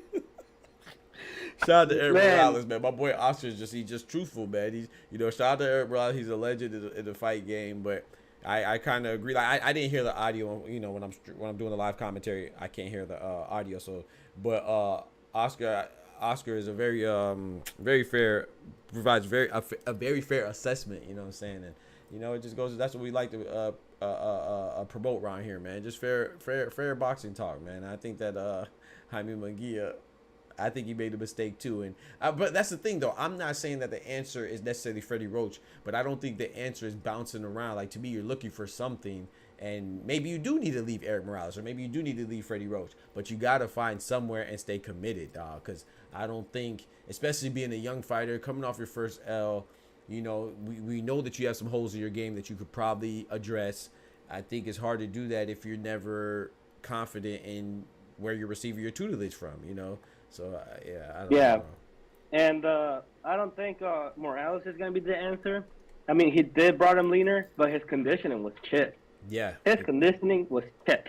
Yep. And he went there quoting that he thinks the conditioning would have been better, because he said he felt like he was didn't have the good elevation for his Canelo fight. Now you go somewhere else, and you're clearly gassed. Yeah. Yeah, the Canelo one, he looked like lettuce compared to this one. Right. Yo, Kendrick in the building. I'm gonna tell you something else, man. I can't remember the round, but there's literally a round where Morales was like, yeah, and you like, and you hear like, boom, boom. I'm like, yo. He didn't make those sounds. He made his own sounds, but he was like, yeah. And when he comes to you, and I was like, yeah, what are you saying, man? Come on, bro. That's next level communication, man. What you mean, bro? That's next level communication. When you do this, you then you ooh, ba ba boom, like Pacquiao with his ba ba boom. Hey, man. As long as Jaime Munguia understood, that's all that matters, man. No, he didn't. He understood that was the wrong game plan. I tell you that. He said what he do. He told himself he did the opposite. That's crazy. Yeah, man. If you go back and listen to the audios, you're gonna be like, "What?" Yeah, I gotta go back and listen, bro. I gotta go. Like he left Freddie Roach for this. Yeah, literally Boosie for voice. this. Oh, let me hit the chat real quick. IFL suspect, when they tried to break the news about Tate versus Shakur, quoted themselves as a source. I knew they weren't reliable after that. They quoted themselves as a source. It's crazy. Ty in the building. What's good, brethren? UK sports budget is still mourning after the loss of it. But apparently it's not, because Oscar just said pro box. So, and that's the thing. Like you got to have the, I mean, I don't want to say it's a lack of integrity, because I do like a lack of integrity. I don't want to say it's a lack of integrity, because I like Chris Algieri. He's pretty stand up. But at the same time, I think people just be reaching, and especially, I don't know what I don't remember who Chris Algieri picked, but I know Paulie picked AJ. I believe Chris Algieri picked AJ too. But to me, it just looks bad when you get something wrong. It's not that you got it wrong, but how you respond, and your response is trying to say, oh, well, this person, I would have been right if this would have happened. That's basically what they're saying. It's like, oh, it was the pressure of Wembley Stadium. So if it was in your garage and they fought, then I would have been right. It's just because they were at a venue that was big, and so that's why I was wrong. That's basically that's really what they're saying, if you really read between the lines. Because if not, then why does it matter that you got it wrong? Like, why does it matter, bro? It's not that serious. And forget that. They're saying that the youthful energy, when they were saying that 38 is not even that old for a heavyweight. Exactly. Let's remember, guys. Let's remember, guys. You know how they talk like that sometimes? Yep. Let's remember, guys. Let's remember, guys. 38 is not old for heavyweight. Nope. Because we got Zhang, who's 41. We got Usyk, who's 37. We got such and such who's older than Anthony Joshua. So I don't think the youthful energy is going to be enough. But then when he loses, the youthful energy is the reason. Yeah, it becomes a prime suspect. I'm like, man, I have a question though, Oscar. Some accountability. I have a question though, Oscar. Was Daniel Dubois using his legs and going around the ring and like being chased by Joshua? Last time I checked, Joshua was going back. Okay. Oh, okay. So it didn't really have anything to do with his youthful energy. Then he just walked him down. So what are we doing? If anything, Dubois fought at Joshua's pace. If anything. Exactly. Guess what happened? Exactly what we told y'all here. Yep. AJ makes more mistakes than Dubois. And the way he was trying to fight him, it's like once you rewatch that fight, he was trying to bait the right by lowering his left and bait Dubois to throw it, and then he was trying to hit him. He was trying to crack him with the right. Well, what happens? He backed up straight up, and Dubois hit him with that. Fire. With that right on the chin on the first round. Yep. That right on the chin. Facts. After that, I would have been like, you know what? This guy's probably faster than what we anticipated. He's definitely more athletic than what we anticipated. Let me put up my left up just so I don't get cracked again. But nope. Right. Nope. Yep. They say, keep it going. You almost got him. Yeah. You almost got him. No. They said that, and they also said roll the dice, man. Roll the dice. Tell you another thing though.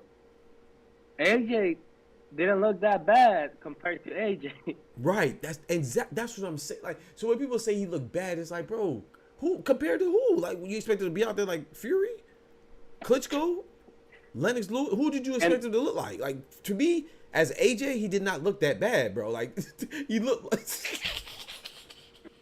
No. They wanted him to look like he did against Francis Ngannou, because his opponent doesn't matter how you look. Your opponent doesn't impact how you approach a fight. So yeah, they wanted him to look like how he did against Francis Ngannou, even though he wasn't fighting Francis Ngannou. It's like, what are we talking about? No, I'm gonna tell you this. Bro? AJ actually looked good, better than Francis Ngannou to me, but it's like these channels don't even take into account the opposition. No, they don't. And all these takes, and I get it from like channels like that spar and all that, kind of like your channel. Like I get it. Yeah, like my channel, exactly. But if you're an expert, or so-called expert, right, making this horrible calls and saying that he's only gonna win because of the pressure and how he deals with the pressure, it's like, then what are you really saying? Right, nothing. Either can you break down fights good, or you're not really paying attention to anything else. Right. It's like, at what point does Munguia look at himself when it comes to his conditioning problems and not his training? Yeah. That's what kind of worries me about Munguia, man. I like I said, I like Munguia a lot, but that part kind of worries me with his growth. You know what I'm saying? Because I think that he has the ability to bounce back. Go ahead, Oscar. He needs to change that style, because that ain't gonna age well. No, yeah, no, definitely not. For the last calendar year, it didn't matter what day they fought. It would have been the same result. Yeah, Ty. I've never heard anybody say these things. Like, no one talked about the pressure. No one talked about AJ gazing into AJ's eyes and seeing that he might have been nervous or focused. No one talked about that before. Pause. Yeah, exactly. You know, yeah, big pause. Yeah, facts. Yeah, definitely. We're not looking into people's eyes in here. We're not. No, did he? That's what they were saying though. I showed you the clip, Oscar. They said, "Hey, I looked at the night of the fight. I had AJ going in, but then when I was backstage, I saw Dubois, and he just felt like he want to know the crazy? Come on. You want to know the crazy part about that video? You know how I told you I was watching it? Well, I watched it with my lady, and you put that part on, and she stopped what she was doing and looked over just to see what I was looking at. Bro, you gazing into the eyes of two separate men on the same night is crazy. That's crazy, bro. That's crazy, bro. The way he said it, he was like, because after I looked, because he said this, when he was coming out, I looked into his eyes. Yes. And then she paused, looked up, and looked at my phone just to make sure what the hell I was looking for. And then he said, "Oh no, you can look at him, and sometimes you can just feel it." What are we talking about, bro? It sounds like an intro to a porno flick, bro. Are we watching boxing, or are we talking about? Exactly. He said, "I gazed into his eyes, and oh no, you could just feel it, bro." Just say that you didn't know, bro. Nothing about looking into Anthony Joshua or Daniel Dubois' eyes, or the clothes they had on, their attire, or how they were walking, let you know who was gonna win that night of the fight. But come on, bro. It's because their takes were so outrageous. Yes. Those were the channels that were like, because of the pressure. Yes, Josh is too used to the pressure. AJ's going to come out on top. Crazy. But I was going to ask you something Duh, bro. about Munguia, the way he looked. Mm-hmm. I think, especially with Eric Morales, if he's still going to be in the corner, which I think if he got rid of Frank Roach for his performance, I think he should get rid of Morales right now. I mean, the guy didn't do nothing for you. As a matter of fact, he made you look worse. Hey, winning's a cure-all. That's what they say, right? Winning's a cure-all. So that's a good point, man. I don't think, and that's the thing. I think that's how Munguia is looking at it, and I don't think that's a good way to look at it. I fully expect, like I said, if you're going to switch trainers, whatever. But I don't think just simply losing is enough. It's because I don't think, no disrespect to Morales, but I think he would have lost against Canelo with Morales too. Like, I don't think that was necessary. And no disrespect to Munguia, but I just think the timing in which you fought Canelo, I didn't think you were going to beat him. Now, now you should have confidence in yourself. You should be looking like, dang, if I would have had a better trainer, I would have did better. Or maybe if I would have ran more, I would have did better. Like, you should be looking for answers. That's always a good thing. But looking for answers and looking to blame something are two different things. One you could fix. One, you're just saying that, oh, I did everything right. You know what I'm saying? One you're acknowledging a mistake. The other one, you're looking for a reason as an out, as an excuse. Yeah, right. You're looking for an excuse. Exactly. And so one is productive and one is not. You know, so one is proactive and one is not. You know, so I think that I kind of feel like, from what I'm seeing, that Munguia is doing the latter. Like, he's looking for something to blame, as opposed to looking for something to fix. Or, you know what I'm saying? I hope I'm wrong, though. I know the if, the should have, the would have, could have don't really exist. Mm-hmm. But if Berson would have a little bit more aggressiveness to his game, like just go forward, when he was hitting Munguia flush, I think Munguia would have gone 9-9. Brazilian, he was tagging him. He was tagging him. Oh, dude, I was worried until he knocked him out. Munguia was losing that fight clearly. There's no single round that you can give to Munguia. Yeah, I agree. And I think Munguia should focus on Mbili or Derevchenko, because Plant will cook him the way he looked. I'm just talking about the way he looked. Yeah. Plant will cook him. I think so. Macombi is a 50-50. 50-50? Nah, 50-50. 50-50? 50-50. Damn. I say like 70-30, bro. 50-50? Nah. 50-50. That's tough. You see, I'm gonna do like them goofy channels. You seen that mullet from Macombi? That shit was crisp. That mullet was crisp. That's gonna give him 20%. That's gonna give him a boost. That's crazy. 20% off the cut alone, off the haircut alone. He said, He said, let me see. Ty said, nah, seeing the fighter's eyes before and after a fight is valid. After a fight, yes. Before, no, I'm not going. No Diddy, it's crazy. You can literally see a dude's confidence level and Daniel move with the confidence of a champion. AJ look relaxed. And then if AJ, you see how you say that AJ look relaxed as a reason to lose? Some people would say AJ look relaxed and that's the reason why he won. But it's just because he lost.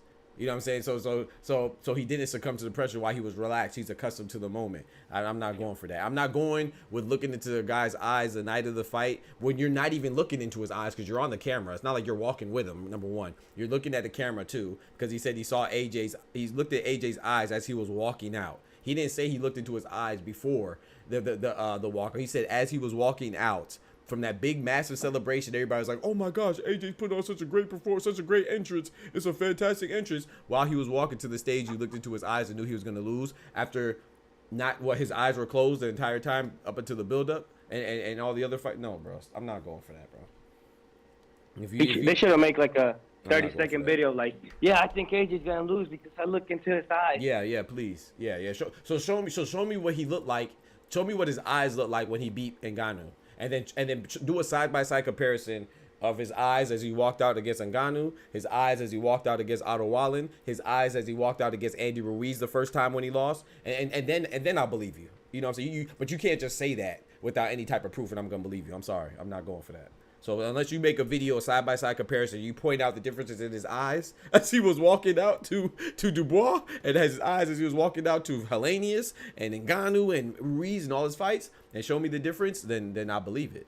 No, I'm not going for, oh, I picked AJ the whole time, but then the night of the fight, 3 seconds before he entered the ring and got his face beat on, I saw in his eyes that he was gonna lose. No, bro, you didn't see nothing, bro. You just picked the wrong one, and you just have the ego, and you just can't be like, hey, I was wrong. That's okay. I was wrong against Ryo and Pitbull, but you know what do?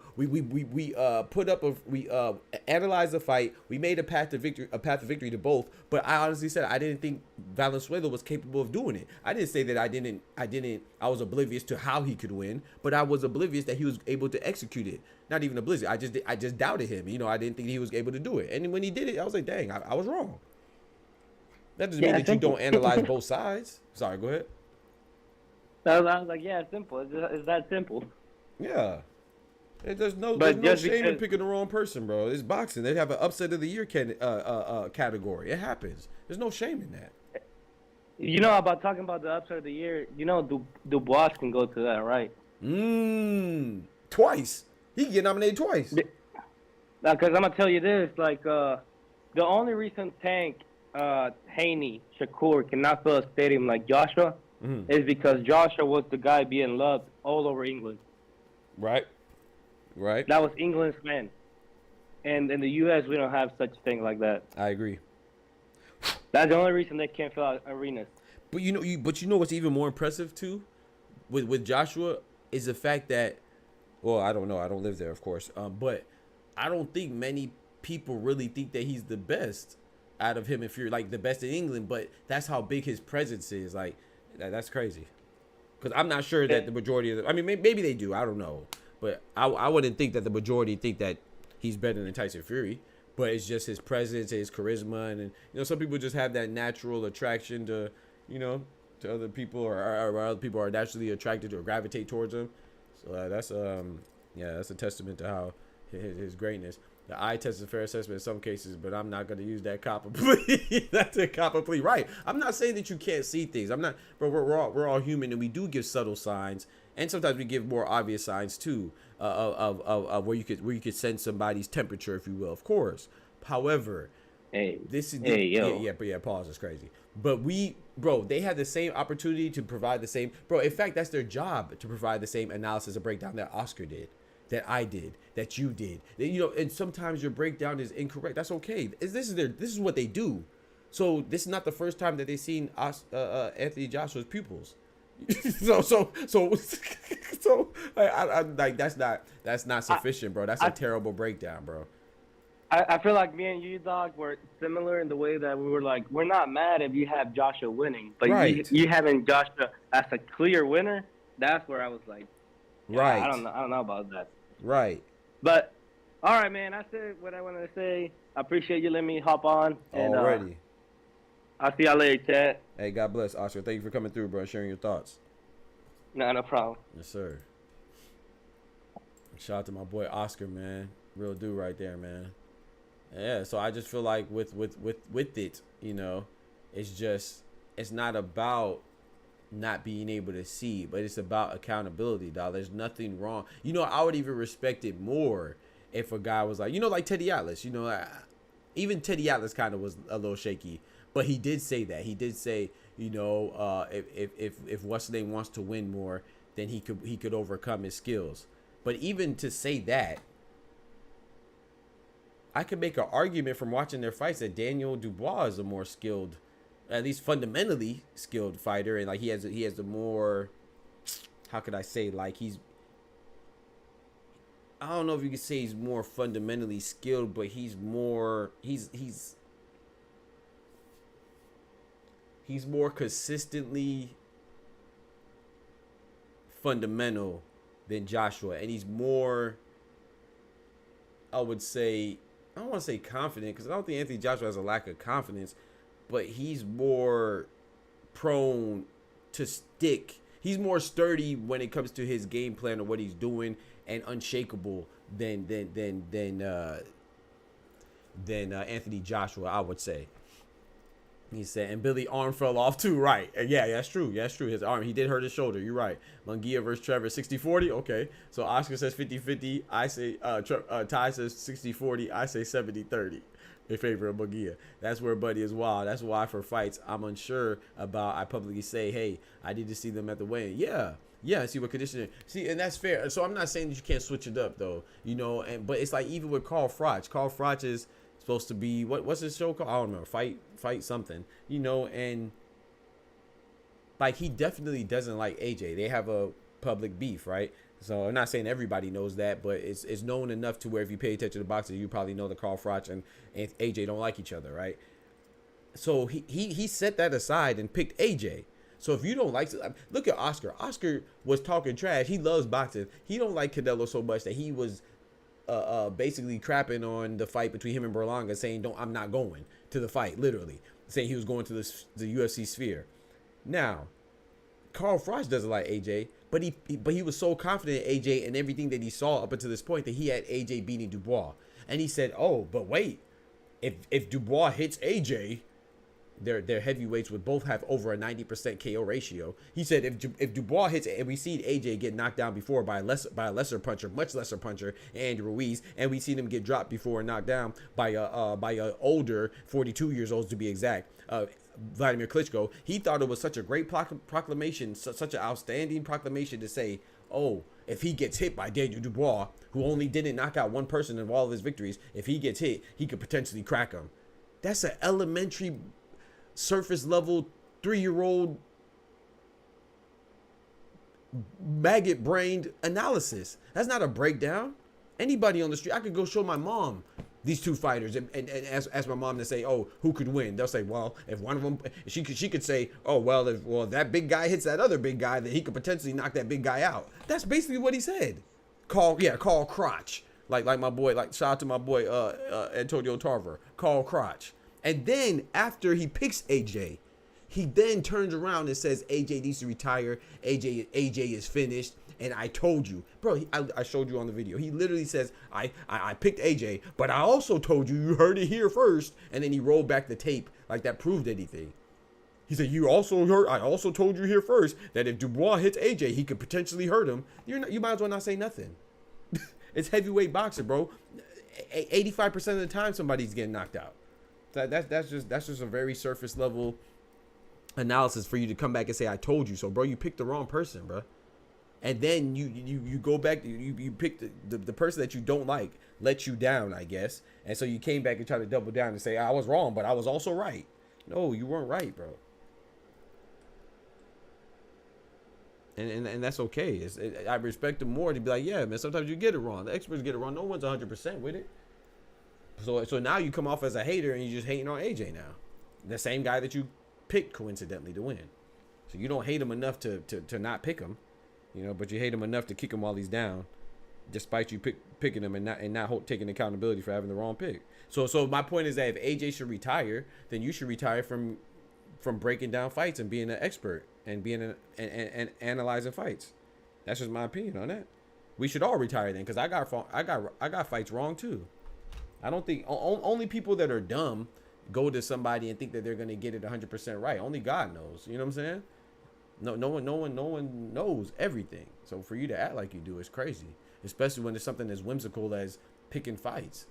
I mean, lets me know your ego is ridiculous. Of course, you're gonna have the idiotic people that think that Teddy Atlas and Paulie Malignaggi and Tim Bradley and Roy Jones and Carl Frost, they can't get anything wrong. They have to be right all the time. No, I mean, you're just a dummy anyway, so you shouldn't be trying to please them, but you should be trying to tell the truth and don't try to lie, because when people do see that you're wrong, that's why you're going to get all that, and it's going to give them justification to say that stuff, because you do act like you know everything. Carl Crotch. Shout out to Antonio Tarver. Carl Crotch. Bro, the way Antonio Tarver said that, he had to have said it on purpose, bro. He said Carl Crotch. Call that man Carl Crotch, bro. So I'm calling that dude Carl Crotch, bro. That man Antonio Tarver is crazy, bro. So yeah, I don't think that I don't think there's anything wrong with getting stuff right. Like I said, yeah, I mean, bro, not only did I got the Esau Pitbull Cruz and Rayo run wrong, I got the which doesn't really matter too much, because let's face it, we don't really watch these guys. But I got Mark Chamberlain and Josh Padley wrong. When Paddy upset Mark Chamberlain, I thought Mark Chamberlain was gonna win. Josh Padley was what, 14-0. Mark Chamberlain was 16-0, excuse me. And yeah, Mark Thunder Chamberlain 16-0. Josh Padley was 14-0. And Josh Padley's now 15-0, and Mark Chamberlain is now 16-1. Okay, I got it wrong. What the heck? It's no big deal. But then I think I also remember I went with Davis. I was like, I just went with Davis off a gut. I said Ishmael Davis is going to win because anybody who's confident enough to take a fight in 6 days notice at a weight division higher is crazy to me. So I was like, you must know some vulnerability that Josh Kelly has that you're going to exploit. And he did in the 12th round, but he didn't. He should have did that some rounds earlier, but I was wrong with that too. That's okay. But you know what I was right though? Daniel Dubois and Anthony Joshua. You know what I was right though? Hamza Shiraz and Tyler Denny. You know what I was also right though? Kakachi and Josh, the lead Warrior Warrington. And I was wrong with Rayo and Pitbull too. But I was right with Martin Bacoli and Jared Anderson. I was right with Terrence Crawford and Israel Madrimov. So I'm right a lot more than I'm wrong, but I'm wrong too, and that's okay. But I give a breakdown, and I'm usually right on the path of victory. I was right with the path of victory for Rayo, and we never seen Rayo fight like that before. So I was happy about that, but that doesn't change the fact that I doubted Rayo could do it. So I was wrong. It's one thing to say pros and cons of both sides and give an educated guess, cool, but then half-ass take dudes. Yeah, exactly. That's the point right there. The half-ass take dudes trying to flip-flop to feel like they was right is ho. Exactly, straight hoish, bro. Exactly. You gave a generic breakdown. You didn't even give a breakdown. You just said, oh, if the big guy hits the other big guy, he can knock out the other big guy. Duh, they're heavyweight professional punchers, world-class heavyweight professional punchers, champion level professional punchers, and they knocked out the majority of the people that they fought. So yes, that's an obvious take, bro. That's not a breakdown. You know what I'm saying? That's not X's and O's. That's just like if you're a football coach saying, here, give the ball to the running back, and the running back runs straight forward to the end zone. Like, that's not setting up a play. That's not telling somebody to block here. It's not doing the nuances. And you're supposed to be nuanced. And if you're not nuanced, then it doesn't matter. You might as well just throw a blind bet. You feel me? And it's even like the guy Oladipo, like I said, who I think is a great broadcaster. I think he's dope, man. It's not a knock on him. I just put him on there because he was one of the videos that I watched just to see what they would say after. There's plenty of people. I could have put Teddy Atlas on there. I could have put so many people that picked wrong. Lennox Lewis picked wrong, but in my opinion, they didn't go about it afterwards when they were wrong and try to make it seem like they were right too. Because Oladipo said, hey, man, I'm not going to. This is what he said, literally. I showed you the video on the last video I posted. Go like it, by the way. I forgot to make that poll, man, that Kendrick told me about. Dang, shout out to Kendrick, bro. But yeah, I forgot to make the poll. I need to make, please, y'all, remind me, new thing. We want a new rule. I want to put, instead of putting enjoy the daily content, which if you do enjoy the daily content, show me some love. I appreciate it. Let me know that you love it by hitting the Cash App, becoming a member for $3, or hitting the Super Chat, man. I appreciate the love. Shout out to those that already do. Shout out to the members and the mods and everything, man, and honey buns and bonbons. But even in Oladipo, when I showed, the man literally said, I'm not going to bore you with the boring prediction and breakdown. No, he said, I'm not going to bore you with some breakdown of the fight. I'm just going to give you my prediction. I got AJ winning by knockout. And then now, you don't want to do the analysis, but then you want to come back and say that you did analysis 5 seconds before the fight, before the opening bell, and your analysis involved you doing something as meticulous as looking into somebody's eyes and seeing their emotions before the fight, and that let you know. So to me, now you're trying to say that you first you say, oh, I'm not going to give any analysis because I'm so confident in AJ winning. But then when you get it wrong, you're trying to say that a few seconds before the fight happened, you looked at, you broke down all their past fights, everything that they did, their tendencies, all to the minuscule level of looking into their eyes. You considered everything from the big thing to the insignificant thing, and that let you know that, AJ was going to lose. Stop it. Get some help. What's that thing? Stop it. Get some help. You didn't do that, bro. To try to make it seem like you did that and pick the right person the last second when you conveniently couldn't tell anybody, that's bullcrap. Bullshit! Bullshit! Bullshit, bullshit, bullshit, bullshit! Tara still refuses to say that man name correctly. Carl, yeah, he's still Carl. Yeah, Carol Crotch. He does say Carol sometimes. Carol Crotch. I wonder what happened between them. Something had to happen, bro.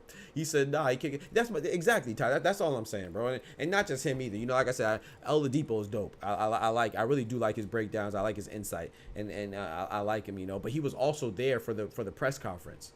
The press conference where Anthony Joshua and Daniel Dubois got into a little mini scuffle. He was the moderator between that. So didn't you look at Anthony Joshua's eyes then? Or was he closed like Bird Box? Was his eyes covered like Bird Box and Sandra Bullock in them? You looked in both their eyes then. You saw their intensity then. You felt it.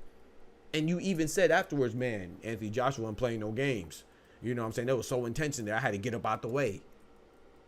But now you're telling me that same guy that was so intense that was intense enough to have you thinking he's winning. Now you're telling me that you looked into his eyes moments before the fight like you're Adele. Or something like you're one of the cast members of The Notebook, and you picked Daniel Dubois at the last second because you gazed into his eyes so deeply.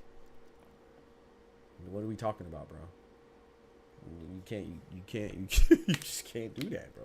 But like I said, I thought Carl Froch was the worst.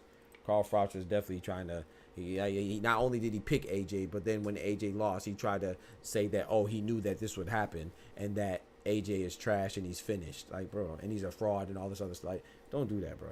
Like, that just reeks of jealousy, bro, and that's unbecoming of a man. Like, don't do that, bro. It just shows that you mad that Anthony Joshua sold out Wembley Stadium, and your losses could never. In a loss, he did that. Your losses could never. His losses are better than your wins. Facts. So it just seems that you're jealous, bro. Just give Anthony Joshua his credit, man. As much as I love that night, I love that Dubois beat him, number one. I love that Dubois proved me right. You know what I'm saying? I am happy about that. But I'm not, that's like an afterthought. It doesn't matter. To me, it was a great night of boxing, and that great night of boxing couldn't have transpired if Anthony Joshua wasn't part of it. I got to give him credit for that, too. And when we do that, that's how we appreciate boxing. You know what I'm saying? There's always going to be a winner and loser. We know that going in. I mean, there could be a draw, a tie. But even in boxing, when there's a draw, there's still a loser. Because you can't tell me that Jarrell Big Baby Miller, with that draw against Andy Ruiz, Jarrell Big Baby Miller felt like a loser. Because we all know he won.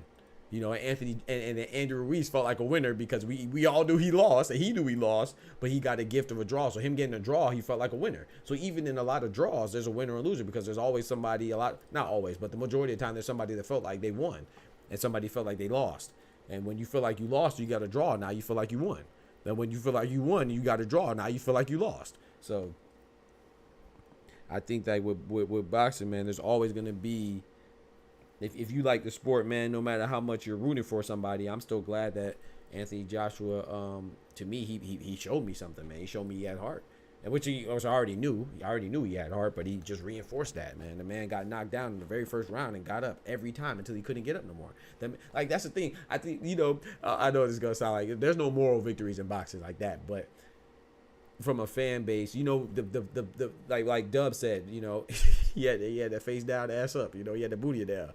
But why did he have his booty in the air? If we really break it down for real, like, pause. Hey, yo, why he had his booty in the air is crazy. Hey, yo, come on, man. What are we doing, man? What do you mean by that? Okay, but the reason, if you really analyze the situation, the angle of the ass, no, I'm just playing, but the angle of, you know, the arch in his back, no, but the angle of him, the reason why he was in that compromising position with his face down, booty up, is because he was trying to get up. And if you really like the sport, you got to clap for that, bro. Bro, clapping for the ass in the air is crazy. Bro, I'm done. I got to stop. That's not what I mean. That sounds crazy. But I'm saying you got to applaud and appreciate the effort there, because he could have just laid down. He didn't get dropped like that. He didn't get dropped in that position. He got dropped on his face, you know, face first. You know, he was with his face down on the canvas. The reason why he got caught in that compromising position where the pictures and the memes are is him trying to get up.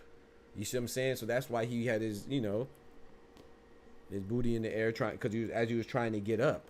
So we gotta applaud that, bro. And he did get up. He didn't end that fight on his back. He got up. He just didn't beat the count. And you gotta applaud that, bro. If you like boxing, you gotta applaud that, bro. In my opinion.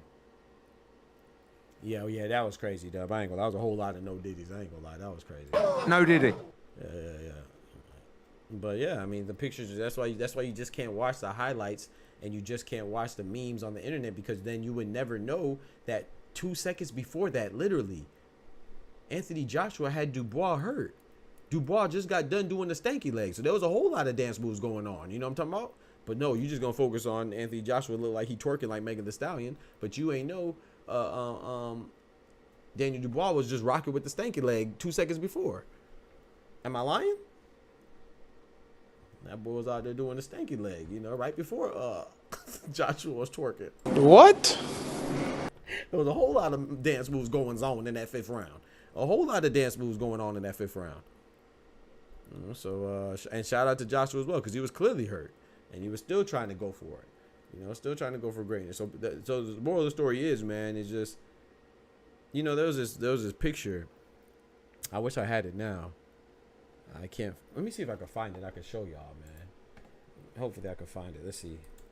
It's this picture, motivating picture between what stands between a man and their goals. Not just men, women too. You know, I'm just saying men as in like human. You know, what stands between you and your goals. I don't know if I could find it though. Oh, here we go, right here.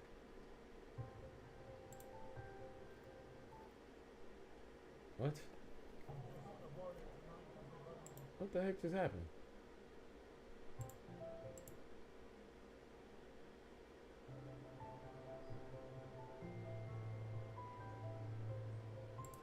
Matter of fact, I want to show y'all this too. What does this say to you, chat? So this is not the one I was talking about, but this is one too. Look, critics. You look how long the line is to be a critic. Go so far you can't even see everybody. Out the screen, in the screen, back out the screen, and so far you can't see. All those are the lines to be a critic. Everybody's a critic. What about the talkers? The talkers are a little less than the critics, but there are a lot of them too, scattered all over the place. You know, the doers, empty. You might have one person out there doing, two people out there doing, maybe. People don't do, bro. They just talk about the other people that are doing, you know. They're talking about them and they're critiquing them as they talk about them.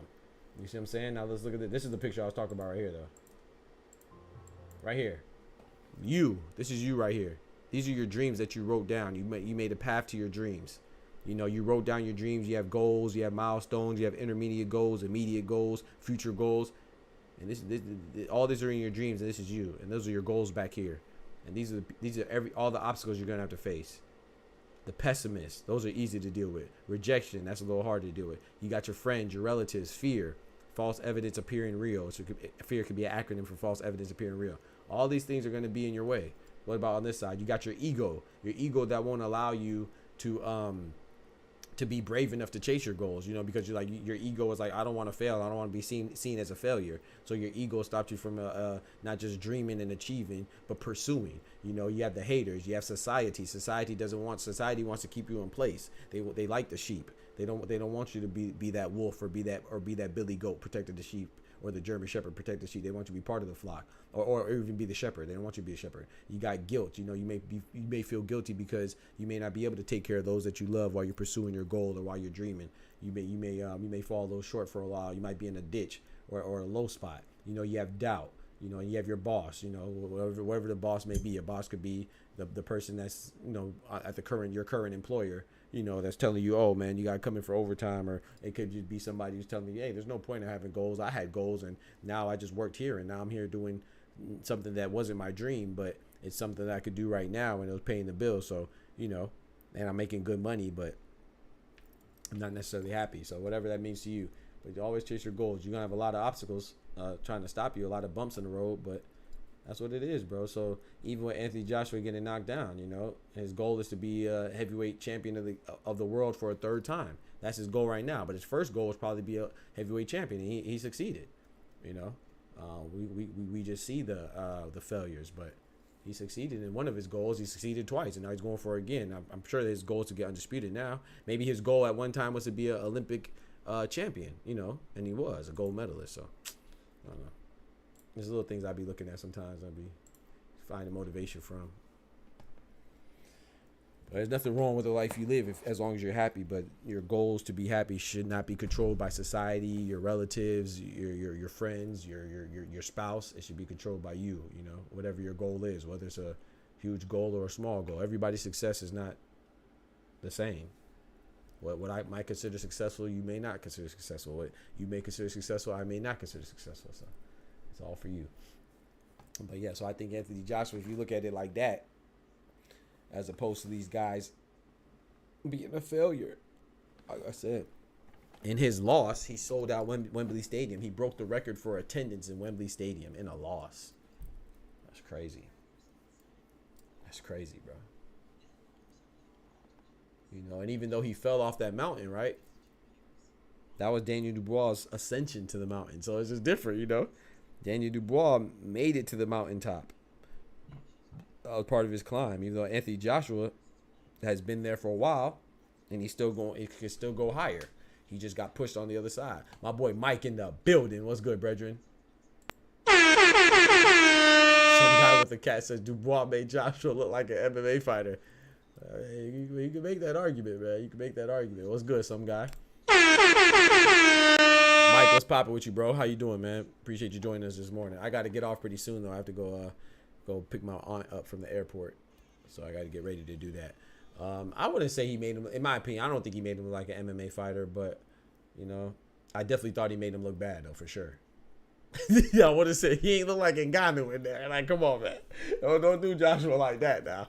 He ain't look like, no disrespect to Ngannou, but he ain't making Ngannou. He ain't look like Ngannou in there. You know, and Tyson Fury made Ngannou, who's an MMA fighter, look good, you know. So it's funny, yeah. He definitely made him look bad, though. But I don't think he made him look that bad. But yeah, but Anthony Joshua is, I think he can bounce back if he wants to. Now that climb is going to be steeper because what? His window is smaller, right? He's 34 going on 35, so his window of opportunity has decreased. But that just makes the journey more interesting again, you know. So I think he can come back. Now, can he come back? Me personally, I'm one of the doubters in that picture, right? Because I don't think he should fight Dubois again. I think he should still go for the Tyson Fury fight. Why not? Especially if Tyson Fury loses to Usyk. I don't want to see the Usyk and AJ trilogy again. I never want to see that. Only way I would be okay with seeing that is if he would have beat Dubois, had the IBF title, and then Usyk and AJ's trilogy would have been for undisputed. Then I would have been okay. But I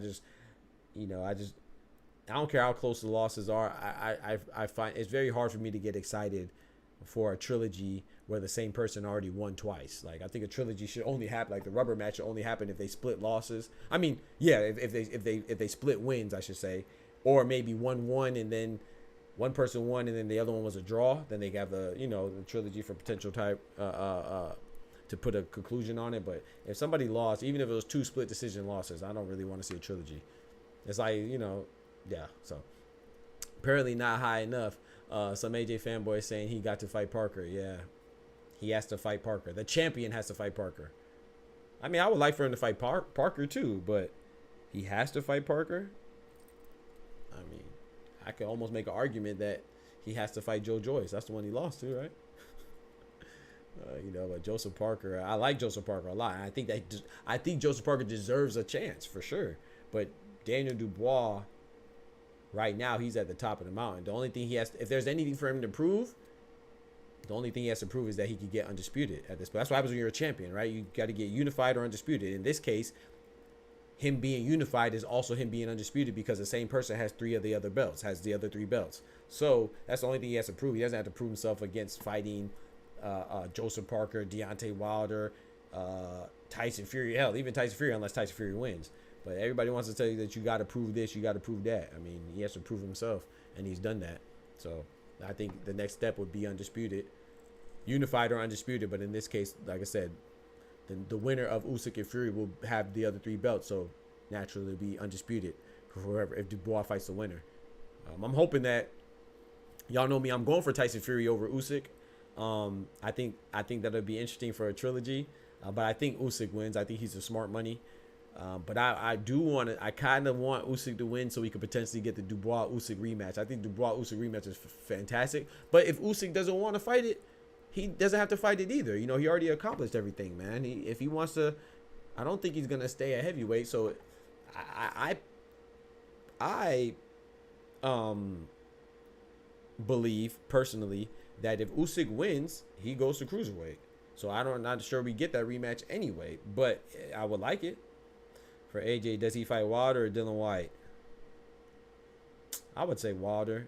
I don't want to see Wilder fight anybody. I think Wilder's finished.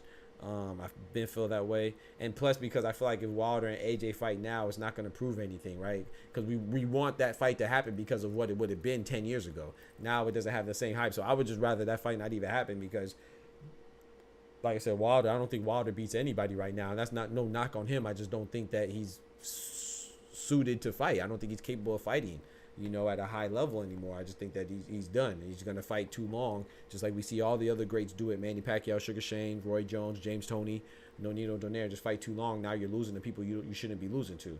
So I think Wilder, I think that ship has sailed. However, I think right now if AJ fights Wilder or Dylan White, people will believe in him again if he fights Wilder. I don't think Dylan White does much. Outside of England, I don't think AJ beating Dylan White does much. But because people are going to remember that we all wanted AJ and Wilder, a Wilder win puts you right back in the mix. People will believe AJ again. You know, people will stop looking at AJ's eyes and questioning his boxing ability. You know, people will stop saying that he's finished if he beats Wilder. You know, that people that want him to retire, not because they want him to preserve his wellness or preserve his faculties or for the betterment of his life. They want him to retire because they're selfish and they want to say that, oh, you know, he lost and I was wrong, I guess wrong. So I want to go all overboard and say he shouldn't fight again, you know, because we're going to pretend like Anthony Joshua can't still beat the same 4 people that he beat before he beat Dubois. Wilder, I think he should retire because I don't think that he beats the same people that he beat before, because I think he's diminished. You know, his skills are diminished. No shame in that. I mean, Wilder has like damn near 50 fights and he's 38 years old, 39 years old. So, you know, at some point you do drop down and decline due to age. It's natural. I don't think Joshua is at that pinnacle yet. I don't think he's at that place yet, or plateau, I should say. Did Triple D move up the tier list? He has to. Where is he at before? Yeah, we should do tier list again. Yeah, we should do a new tier list. Let's go. We'll do it towards the end of the year. We'll do it towards the end of the year when after Usyk and Tyson Fury have their match.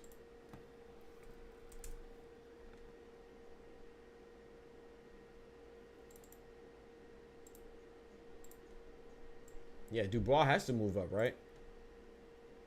Dubois has to move up. And look, because that guy that came in here earlier, somehow he's gonna tell when he talks about my channel, he's gonna say, "Oh, my channel's trash. We don't think Usyk is good." That's how he's gonna interpret that and translate that. We have Usyk as the only guy in S tier for the heavyweights and cruiserweights. We have Dubois. Oh, we had Dubois kind of high.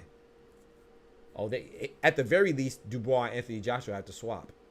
At the very least. Yeah, I think I could move. I think we could move Joshua back 1 and Dubois up 1. But I still can't put him over Tyson Fury because I also think Tyson Fury would beat Anthony Joshua too.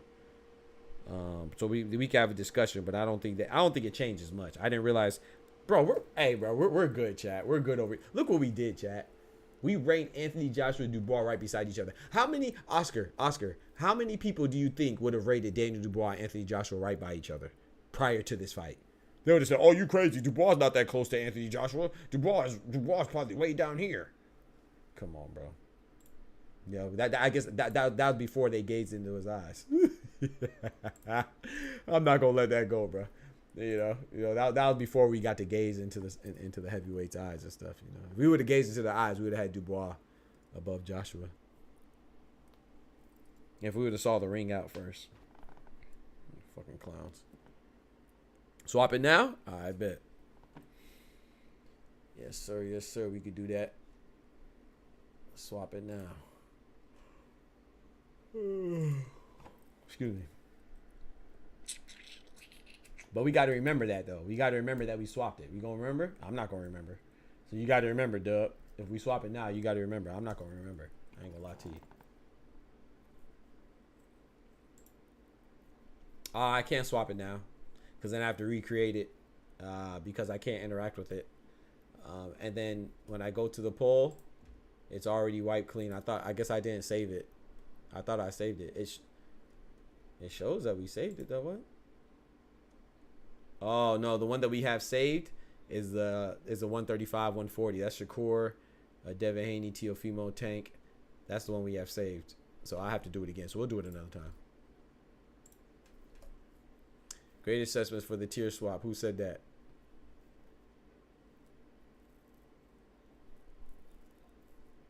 Fire. Yeah, facts. A supporter said we should move the tier list. We'll remember later. No, I bet. Appreciate it. Thank you, sir. It's pole position now, and Daniel just leapfrogged AJ. Yeah, pole position sounds crazy. I ain't gonna lie. What? You could have said that 1,000 different ways. This man said this pole. Stripper pole? What kind of pole, bro? Hey, yo. Hey, yo. Bro, I'm so mad I can't do my emotes anymore, bro. Like, I want to put so many fake newses in the chat and so many... I want to put so much fake news and no diddies in the chat and biscuits in the chat. I can't even do it. Like, I don't know why they took that away from me. Give me a second, chat. I'll be right back.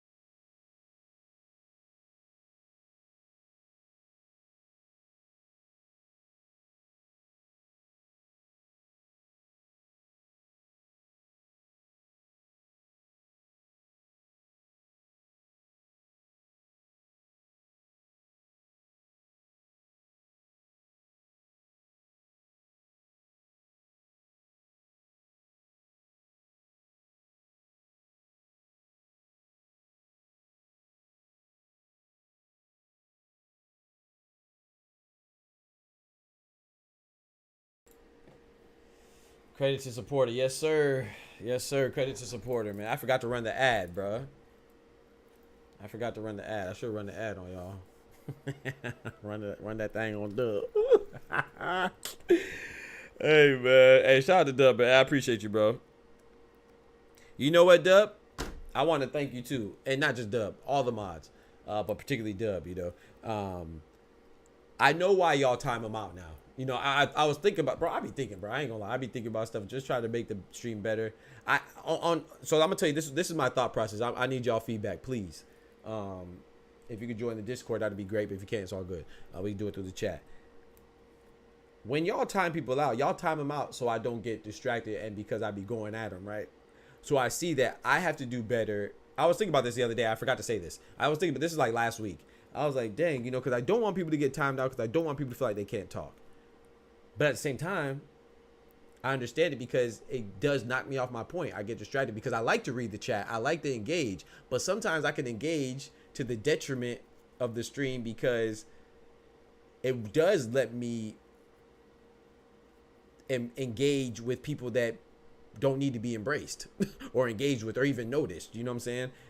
So, and then when I get distracted, then I sometimes I snap on them or I go at the head top, and I don't like that.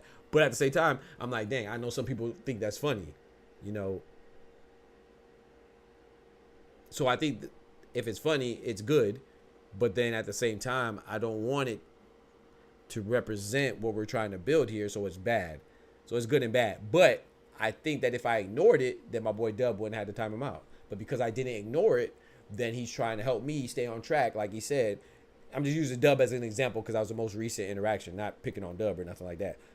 I'm actually complimenting him, so I'm actually telling you thank you. So I have to do better. I was thinking about that the other day too.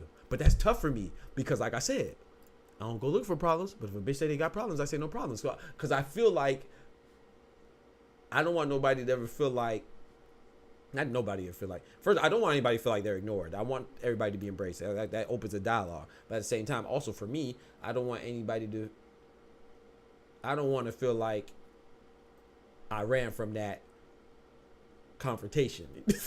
I know that sounds stupid, but that's how I feel, bro. I want nobody to feel like, oh yeah, I told him, or he just ignored me, or he didn't even want to talk to me because man, you're a dummy, bro.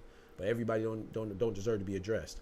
Yeah, I should have thrown out for that. I should have been thrown out for that, but yeah, you should have. That pole position was crazy. That pole position. Well, I'm glad we could take jokes though. He said we do investigations. They try to throw you off because the viewership is high at the moment. Yeah. So I'm gonna do a better job of ignoring, and you know, and I'm gonna do a better job at. That's why that's the part I have to work. I have to work on. Everybody doesn't need to be addressed. Every comment does not need to be addressed. And I'm trying to work on that actively. So I'm gonna get better with it as we go. But that's my weakness though. Even when I was on Twitch, you know, I would always engage with people that don't need to be engaged with. And that it's been some years since I've been doing the content creation thing. Like I said, I just started. It hasn't been a year yet for the boxing. I just started with this, but I've been doing it for a while, you know, with the gaming and stuff like that. So this channel is new, but I've been doing it before, and that's one part I struggle with. Not engage with everybody because everybody doesn't deserve to be engaged. They do try to throw you off, and some people are that you would think are your homies will make multiple accounts, like Scholar. You know, Scholar's my guy, but he's one of those trolls too. Some people get a kick out of that shit. That shit crazy, but it is what it is, man. But yeah, I pretty much talked about what I wanted to discuss, man. I don't know if there's anything else y'all want to discuss. It's on your mind. You want to talk about? Let's get it. But if not, then I'm gonna go ahead and slide. You feel me? Shout out to y'all though, man. Shout out to Cito, not Cito. Shout out to Oscar. Shout out to Oscar for coming through. I was thinking about one of Cito's corny behind jokes. That's why I said Cito. Cito funny, bro. Cito will come with a joke out of nowhere. Before we go, channels, get the eyes. You should read it to yourself before doing it out loud and ask if it's worth it. Thank you, Oscar. That's a fact. Yep. Read it to myself first. But see, I just read it out loud as I'm reading, you know what I'm saying? Now, I'm going to write that down. Shout out to Oscar. Read it to myself first and then ask if it's even worth it. I like that. Excuse me. I like that right there.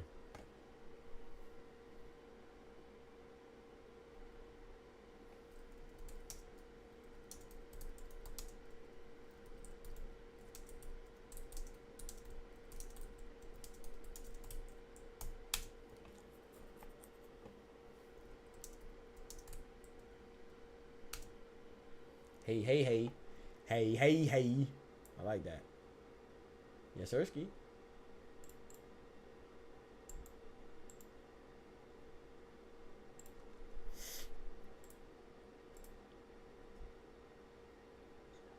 Man, you know they ain't trying to square up, man. Y'all ain't trying to square, man. Y'all had me making all this stuff to square up, man. Y'all ain't even trying to square up no more, man. They scared of the square up. Teach your man how to squabble. Get that trigger next time, nigga. They scared of the square up.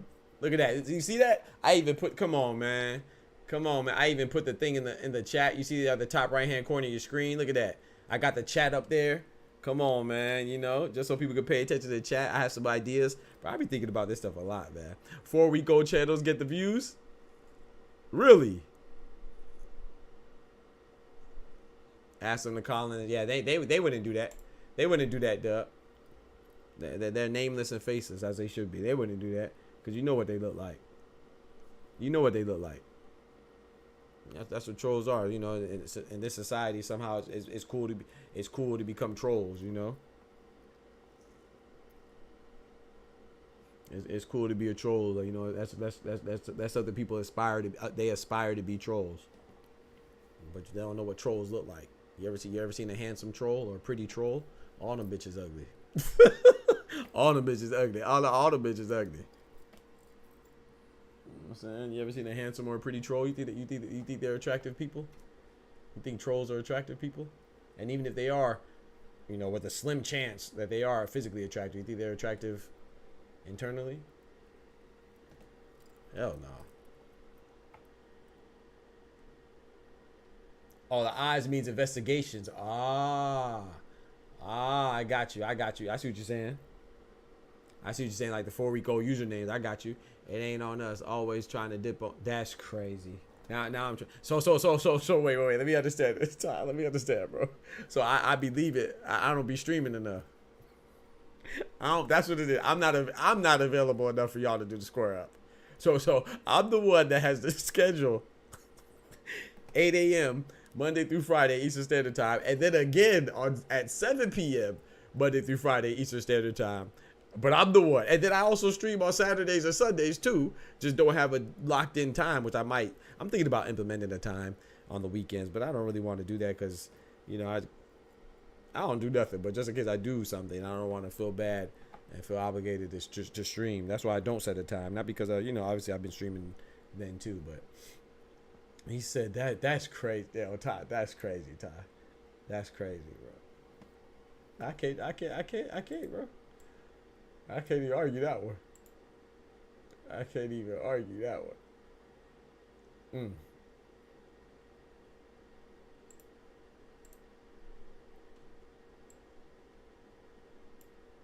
That's crazy. Oh man. I can't win.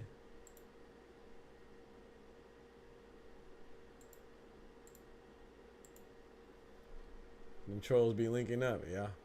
Yes, sir. I appreciate it. Yeah, I understand what you're saying now, Doug. I took it as initially I thought you were saying like people get their views up quickly, like boxing channels, like the content creators. I was like, dang, how the heck they get a lot of views in a month? I'm way behind. But then again, you can't think like that. Even if I understand that you're not saying that now, but even if you were, can't think like that, bro. I got to be on my own pace. That's shame on me for thinking that. You feel me? Yeah, right, man. Oh. You know, our takes, although they make sense, it be considered trolling for some goofy channels. That's wild, Oscar. Because if you have a good take, it's considered trolling because they know it's a good take and they see that you have some thought process and they rather be a leader of zombies and a leader of clowns and a leader of goofies than actually put out boxing content. Like I said, I saw the other day. Ty knows what I'm talking about. I'm not gonna say any names because I'm not here. The goal of me, of my channel and what my ambitions are is not to tear anybody down, to grow, because my success doesn't depend on the failure of anybody else. But I will vocalize my opinion and be adamant about it and stand 10 toes down because that's how I feel. But the other day I saw a big content creator arguing with a boxer that they were putting down, and then try to make it seem like when said boxer put them in a place, or not even really put them in a place, but responded to them and gave them the same energy that he was giving, but didn't expect the boxer to see. He tried to make it seem like it's somehow it's something to be proud of when they say that you're a weirdo. Like I said, bro, people confuse being weird with being different. Being different and being yourself and being an individual is always cool. Being weird is never a good thing. You know, so don't get it to people. People need to learn the definition of words before they use them. Like nowadays, being a weirdo is somehow, some way, a badge of honor. It's never a badge of honor to be considered weird. You know, now if someone calls you weird because you're doing something like studying all the time or you're working all the time and you have ambitions that they can't relate to, and they're saying that you act weird in that regard, that's different. But you're being a weirdo, meaning that you're doing something that's unpleasant a lot of the times. You're doing something that doesn't make sense. Or you're doing something that's antagonizing others for no reason, and it just doesn't have any logical thought to it. And you know what I'm saying? That's not a good thing. But somehow, some way, with the birth of social media, being a weirdo is somehow desirable. No. Being different is desirable. Being yourself, being an individual, makes you not part of the norm, because we're all individuals. We're all could be different as long as we be ourselves. But being weird is never something that you should be proud of as a grown ass man. Dot be having us in the waiting room for an hour before he pulls up. That's crazy. I ain't gonna lie, I'm guilty of that. Sometimes I be forgetting because I don't be knowing. Like I said, I don't get a notification. So if you don't let me know, like you're very good at letting me know though, Oscar, and I appreciate it. But if you don't let me know in the chat and I don't see it, like I said, I don't get, like on your Discord, it may beep. Like if I send a message or something like that, or something happens, if you have your notifications on. But when you stream, as a when I'm live or streaming, my notifications automatically turn off to minimize the interruptions. Being weird is like making multiple YouTube accounts. Talk to him, clone. Exactly. Being weird is making multiple to troll. Right. Them trolls gonna take our thoughts to another chat. Sad business. I'm about to scroll other channels for names like Ty. Yeah, facts, bro. You know what's crazy, Dub? That's what they do. They'll hear a take over here and they'll drop it somewhere else and a bigger channel and be like it's theirs. I don't mind though. I seen it in the real time. And shout out to Ty. Ty has showed me. Ty literally showed me, because like I said, the reason why. So I'm gonna tell you this. Like I'll check out. Like I said, big salute to Just Do. I like his channel. I like Ray Davis and Claymore. I like I'm sure there's other channels. I like Karma's channel. Big salute to her. So there's a few channels that I do like. And I like the Boxing Voice. I think they do a good job as well. You know, even though I disagree with some of the nonsense they be saying sometimes, but I'm sure that I say some nonsense when people disagree with too. So I don't like channels because I agree with them all the time. That's not the point. But I like the fact that I feel like you're fair in your assessments. And for the most part, the Boxing Voice, in my opinion, Ness, he's pretty fair. But I tell you this too, I don't watch any channel a lot because I don't want anybody's takes to influence my takes, because I don't go anywhere for the news. Bitch, I am the news. That's how I feel. You know what I'm talking about? You know what I'm talking about? Hold on. Let me fire it up real quick. You feel me? I can't even do it. I can't even do the snap. But you feel me, Dub? I don't go nowhere for the news. That's how I feel, bitch. I am the news. You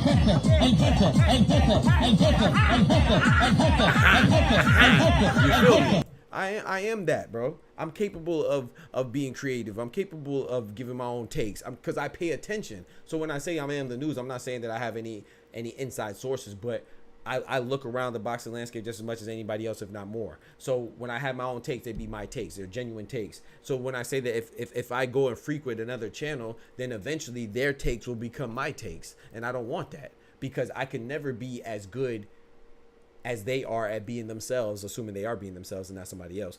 But I could be the best me. You know what I'm saying? And the best me is good enough, just like the best you is good enough, just like the best them is good enough. So the best version of you is good enough. That's how God made us, you know. So that's why I don't frequent other people's channels, and a lot of times it's because they be saying bullshit too. But even more than that, I don't want anybody's takes to become my takes. You know, that's why I'm able to give you my own takes from a genuine standpoint, from a truthful standpoint, and from a place from integrity, because I don't feel it necessary that I'm over here have to say the most outrageous takes just so I can keep up with their view count or see that, oh, okay, if you approach it like this, if you don't really like boxing, you just make it seem like you like this one particular boxer, even if you don't really genuinely like him, but you notice that you get a lot of views talking about this boxer, so your channel is going to be based on that boxer. I've seen it multiple times, but I've seen it from small channels, large channels, and channels in between. But this little time I've been doing boxing, I've seen channels literally go from one guy to another guy, pause, because that's their calling card. They ride the coattails of a boxer because, I mean, you got to do less work, right? It's less work. To be honest with you, am I lying? If I just make a channel around Tank, all I got to do is worry about what Tank's doing. I ain't got to worry about what Devin Haney's doing. I ain't got to worry about what Dubois is doing. I ain't got to worry about what Esau Pitbull Cruz is doing unless they're fighting. I don't have to worry about what Anthony Joshua is doing or Tyson Fury. I don't even have to watch those fights. So imagine how, like, and I'm saying that's smart though, because what they say, work smarter, not harder. So if you could maximize your earning potential and your views and your likes by just focusing on one boxer as opposed to focusing on the whole sport, then that's going to help. You know what I'm saying? It's going to minimize your work, minimize your effort. And you can still be considered a genius because you're only talking about one person as opposed to the whole sport. And everybody that comes to you, they also want to be meat riders of that same one person that you're meat riding. You know what I'm saying? But I'm okay. I embrace God don't put nothing on my plate that I can't take. You feel me? I can't handle. So I like boxing too much to just watch one boxer. That's why I fucks with the guys you listed, because they'll credit the guy that inspired a thought or take they gave. Yeah. Yep. That's facts. And that's all you should do. El Jefe.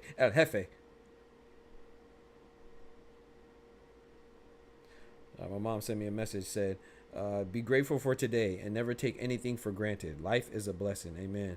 And also, she texted me and said, that's why it's important to understand that praising God is a choice we can make anytime. Our praise isn't contingent on what we're feeling at any given moment or the circumstances we're walking through. He is the creator of the universe, the caretaker of our souls, the one who sent his holy son to die for the sins of all humanity. He is perfect, righteous, and holy. Therefore, we choose to praise simply because God is worthy of it. Amen. That's why I say when you're going through good times and bad times, always offer praise. It's Monday blessings. Praying you have a wonderful new week overflowing with God's blessings and favor. Good morning.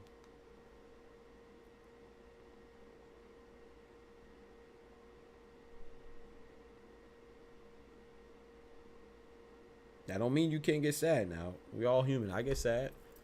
I get mad. That's life, you know, and part of being human.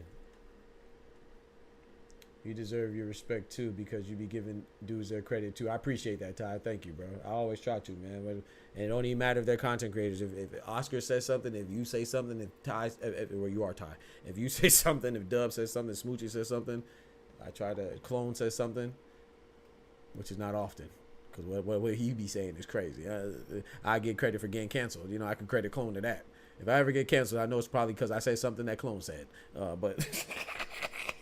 But yeah, I try to give credit because people deserve what you earn, bro. It's important. That's important to me. You know, that's why. And even Anthony Joshua, who I don't like, I got to give him his love because what he did. There's no way I could have had a great weekend of boxing without Anthony Joshua. Even if it required him to be put on his face and his back, he was part of it. You know, that's why I'm able to feel so good about my analysis and my pick is partially because Anthony Joshua, because he made his fights available for me to watch and analyze and see, and he got to that level, that plateau to which he was so great, to where despite his greatness, I do see holes in his game, and I can analyze it, and I'm able to pick a guy like Daniel Dubois over him, and and I was so interested because I knew that he was a favorite, and he does have some good qualities to make me believe that he could have beat Daniel Dubois as well. So that builds an interest in boxing, man. It builds the excitement. If I didn't believe Joshua will win, why the heck would I be happy? Or so excited, not happy. I'm not happy that he lost. I'm never happy anybody loses per se. I'm happy for the moment and the excitement that it brings to the fight. But if I didn't believe that he could win, then how the heck could I get that excited when I see him dropped? That's what makes it exciting. That's why Ryan Garcia beating Devin Haney was exciting, because we went in there thinking that Ryan Garcia didn't have much of a chance. Even though I put money on Ryan Garcia, I still thought that Devin Haney was, according to the consensus, that Devin Haney had the better chance of winning, So that's why I felt betrayed too, when he cheated, because that means it's for nothing. That means he had an unfair advantage. Not only that, the people that are saying, oh, I knew Ryan Garcia was going to win because Devin Haney's trash, ask them if they put money on it. I guarantee they didn't. And if they did, they're going to lie and say, oh, yeah, I won $20,000. No, you didn't. You didn't win nothing. Shut up. You didn't win nothing. You did not believe in Ryan Garcia, and you did not doubt Devin Haney that much going in. All these people that say, oh, I knew Devin Haney was going to lose. Ask them how much money they put on it. They didn't put no money on it because you didn't believe. But now you're trying to, you know what I'm saying? Now that Devin Haney lost, you're trying to pile on, and even you're piling on to the point where you're saying that you're minimizing cheating. I've never seen, like I said, bro, you could go to any sport. I know I'm going on a tangent now, but I've never seen when Lance Armstrong won for cheating, people said, oh, the other cyclers, they could have pedaled harder. They could have had a better strategy. They could have stood up when they sat down and sat down when they stood up. They could have worked on their endurance. I don't know how much the PED did. It didn't help him pedal better. It didn't help him with his stamina. It didn't help him breathe better. It didn't help him grab the water better. Like, no one broke it down like that. They just said he cheated, so he got disqualified. The next man up wins. That's how it goes. Even we can keep going. So my point is that we're so ready to discredit boxers that we don't like because we want to be proven right, and we prioritize knocking somebody, not because you like the sport, you know. But you got to realize too that even with Devin Haney kept getting up. You were so excited that Ryan Garcia beat him, and you're so happy that he beats him, and you're okay with him winning by any means necessary because it was such a big upset. You doubted that Ryan Garcia could win. So basically, you're by you being so excited that Ryan Garcia won, or he didn't win, but won that night. He won that night. Then you don't know that you're simultaneously saying that Devin Haney is so good that you didn't think Ryan Garcia had a chance, and the fact that he won like that, then that's what made you excited, because you're like, you couldn't believe that happened. And you couldn't believe that happened because Devin Haney is good. Whether you like him or not, you know that he's good. That's why you couldn't imagine that happening. Because if someone just beats somebody like Canelo beating Edgar Berlanga, who you didn't think had a chance, you're not as excited. Why aren't you as excited? Because you thought that everybody, for the most part, knew that Canelo would beat Berlanga. The reason why you're so excited when Dubois beats Joshua is because a lot of people did not think that Dubois would beat Joshua in that fashion, or Ryan Garcia would do that to Devin Haney, or so on and so forth. Can you imagine if Frank did that to Tank instead of Tank doing that to Frank? It would have been different. So we got to acknowledge that too, man. A lot of times, even though me and Oscar and a lot of us were right about picking Daniel Dubois, part of that intrigue is because we do respect Anthony Joshua and we do acknowledge that he has a good chance of winning. That's what makes it exciting, bro. Like, nobody wants to see a story that's already written. No one gets excited for that. You get excited for the drama and the suspense and the high caliber of competition and the chance that it could go either way, or the upsets. I look forward to the upsets, bro. What I be saying, you can't see your damn self. I ain't got to help with that. I know what you meant, Ty. Thank you so much for my credit, bro. My bad. I'm walking down. No, you good, bro. Thank you so much, bro. I know we be going back and forth, but you always give my, you know what I'm saying? You acknowledge when I get something right and stuff like that. Ostrich Milk is diabolical. Supporter in the building. Legit, just fight back. It's just a little bit of Ostrich Milk, right? Yeah, exactly. Ostrich Milk is that. Yeah, it's crazy, bro. Like I'm saying, like, you, why do you not care that someone cheated? Like, you gotta ask yourself that.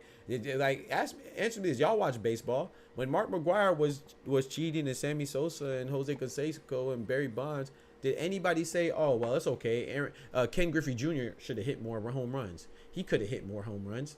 No one said, oh, I wonder if the steroids ever taken, it didn't help his hand-eye coordination. It didn't help Mark McGwire's hand-eye coordination. It didn't help his strength. It didn't help his ability to see the ball. It didn't help his ability to locate the ball. It didn't change the pitcher's speed of the pitcher's ball. No one questioned how the enhancing supplements helped him. They just said it helped him, so he got disqualified.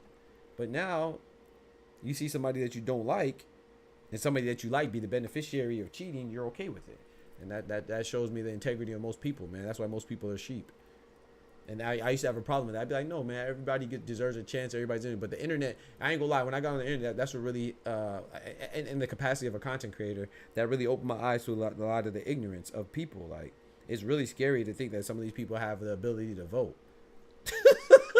You know what I'm saying? It's one thing to talk about boxing and something as whimsical and even frivolous even as sports. You know, it has no impact on life, on the overall value of life. But to think that these some people with these wild and outrageous takes have the ability to then also determine things like who runs the city for a mayor, who runs the state for a governor and a senate, and then who runs the country. That's insane. For like a president. That's insane, bro. It's insane, bro. When you think about it like that, really, the world gets scary. You gonna tell me what you drink, hippopotamus? Hippopotamus milk is crazy. I said AJ thought he would try to fight on outside of the box. Yeah, but you're not wrong with that. That's one thing, clone. So when I know some people will look at that as me knocking the people who picked AJ. I'm not knocking the people who picked AJ. I can understand it. I'm just knocking the people that are trying to be right despite picking AJ, and now all of a sudden making AJ seem like he's not as good as he was prior to the fight. Bro, that's the same AJ, bro. I could argue that AJ looked pretty good in moments in the Dubois fight. Because they just rather say that than admit that they had no reason for picking AJ. They only picked AJ because everybody else picked AJ.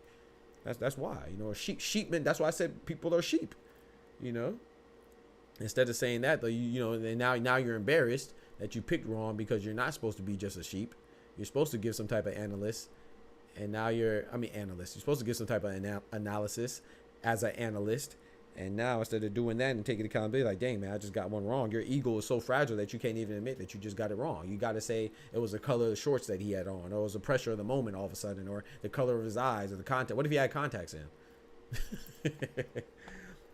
So, yeah. Yes. And that's the part that gets him under. Like I said, I get stuff wrong too. Y'all get stuff wrong too. I got a lot of stuff wrong. You don't think I failed any tests before? Of course. But when I failed the test, I didn't let that stop me. I bounced back and used that as motivation. I turned that loss into a lesson. You know what I'm saying? I turned that pain into pride. You know what I'm talking about? That's why I like Vegeta. You know what I'm saying? That's why I always gravitate towards Vegeta. And I was so disappointed that one time when it seemed like he quit. But you know what Vegeta did? Vegeta left the earth. He said, "Hey man, I got to get stronger, bro. But whatever it takes." The man left the earth. He's not a bad father though, chat. Only Goku. You know what I'm saying? Remember that. But anyway, Vegeta was alive and left the earth to go train. And he came back. What he came back as, Dub? A Super Saiyan. You know what I'm talking about? He left normal, came back as a Super Saiyan. That's why I always rock with Vegeta, man. That pride could be a bad thing too. You know, it's a thin line between love and hate. It's a thin line between bravery and stupidity. You know what I'm saying? There's a thin line between a lot of things. So you might be psycho, but you know, and with your pride, it can get you in trouble too, because you don't know when to quit, or you don't know when to be quiet or not be stubborn. But it goes hand in hand. I know me and my pride and my stubbornness for a lot of things that got me in trouble, you know, especially growing up as a kid, you know, but it also a lot of reasons why I keep going is because of my pride too. So nothing's perfect, man. You got to take the goods and the bads with everything. Shoot, my pride and my stubbornness might be a reason why I'm single right now, but my pride and my stubbornness is, I know for a fact, there's a reason why I got my PhD. I know for a fact there's a reason why I was able to get out of a lot of situations I got through, or, you know what I'm saying, and hills I climbed, and situations I got through, you know what I'm saying? To get a PhD, shoot, I almost quit during my bachelor's for engineering. Not quit school, but I almost quit engineering, you know? But that pride kick in, you know what I'm saying? Shout out to the influential people around me too, you know what I'm saying? From my homies to my professors, and most important, that foundation that was built by my mother. Anyway, I'm going off on a tangent now. Shit, AJ got himself cooked. I seen people trying to blame Ben Davidson, calling him the white Malik. But you see, he's a Malik Scott. Before this, a couple months ago, Ben Davidson was trainer of the year. And that's why I salute Ben Davidson, though, because if you watch the post-conference, which I don't know if you did, I'm assuming you did you? If you watch the post-conference, I got to salute. I got to salute and applaud Ben Davidson, because he said something that was very indicative of being an accountable adult male. You know what I'm saying? Human, period. All humans should be accountable, all adults, but particularly men. It's very unbecoming of a man to look for an excuse and look for a reason and blame others. Ben Davis has said something that I gained so much respect for him. He said, you know, due to AJ's success, I get a lot of credit. He said, I get a lot of credit, man. I got a lot of praise when AJ won. And he said, so I feel like it's imperative. He didn't say these exact words, you know what I'm saying? But he said, I feel that it's imperative and important that I also take a lot of the blame when he loses. And I just had to salute. I just had to applaud and salute, bro. That's an accountable person, bro. And that's why he's where he's at. Whether or not you think he's a good trainer doesn't even matter. It's what he thinks and what AJ thinks. Because that's all that matters. It doesn't matter what we think. I just thought that was dope. He didn't run from me. He said, hey, man, It's important. He said, I got a lot of praise due to the AJ wins and success from AJ. He said that, so it's important now in his loss that I take a lot of the blame. That's a stand-up individual, man. That's why he's successful. Most successful people, I would say, bro. Most successful people are accountable. I'm telling you, dog. Accountability means a lot, bro. It's not even just to make sure that this person or that person knows that I'm accountable. It's for yourself, because when you take accountability, which is why I question Munguia. I like Munguia, but I'm not sure how much accountability he has. Accountability is what makes you overcome things and makes you check things from a different perspective. It's not that, oh, I lost, oh, I failed, and I don't know what to do. It's that I lost and I failed, and I'm trying to see what I could do to make sure I correct it. It's not that I don't know what I did wrong so I could have a place to blame. You know what I'm saying? It's not that I lost and I failed because this teacher didn't teach me correctly, or my mother didn't take care of me correctly, or my father or did this, or my best friend did this, or my girlfriend left me, or no, bro. It's like, what did I do to contribute to the situation that I'm in so I can make sure that I'm no longer in that unpleasant situation again? That's what that is. Accountability, bro. I almost just teared up, bro. He said Vegeta left the earth after countless birthdays, Mother's Days, and anniversaries with his family. He even say goodbye to his family. Goku just left. It's crazy. Hey, the third one again. Hey, Dub, there go that 3 again. Shout out to my boy Chloe dropping that bread, that cheese, that butter. These biscuits.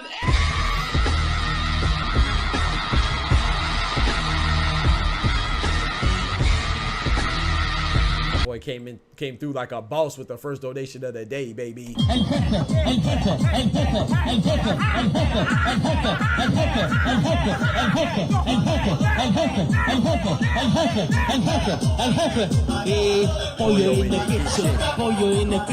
Shout out to my boy, man. Third, YouTube, bro. I'm telling you, it's always third for. I don't know why. For Clone, it's stuck on third. I don't know why, man. Hey, thank you so much, Clone, for the big $5, man. I appreciate that, bro.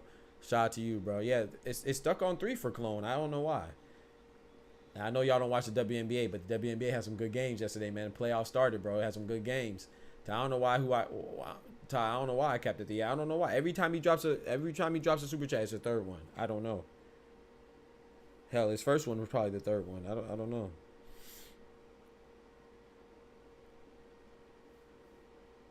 But yeah, man, you just gotta, it's how you approach things, man. Everybody has ups and downs. Everybody gets cuts and bruises, man. But it's how you approach it, bro. It's a mentality, dog. Like, you know, that's why I say that's troublesome in my opinion, because it seems like when Munguia is, just on the outside looking, like I say, there's nothing wrong with changing a trainer, but for why are you doing it? Are you doing it because you think that somebody could offer you more, which is nothing wrong with that? But if you're doing it because you're looking for an excuse as to why you're not doing good, that's, it might seem like a fine line, but that's where it gets a little shaky, because there's a lot of guys and girls that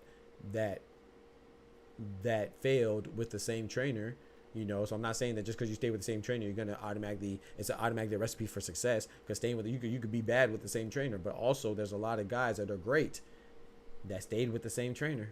A lot of the greats, they had the same recipe. You know what I'm saying? And they may have added to it here and subtracted from it there. But they mostly have the same trainer, man. The face of boxing right now, Canelo, has had the same trainer. Gervonta Tank Davis is one of the top fighters. Stayed with the same trainer. Andre Ward stayed with the same trainer. Floyd Mayweather stayed with the same trainer. Manny Pacquiao, once he got with Freddie Roach, he stayed with Freddie Roach. For the most part, I mean, now Anthony Joshua switched trainers. He's one of the top guys in the sport, but... And I missed it. You see the YouTube video I sent you, Pete, in Discord? Nah. What'd you send me in Discord? Like a DM type stuff?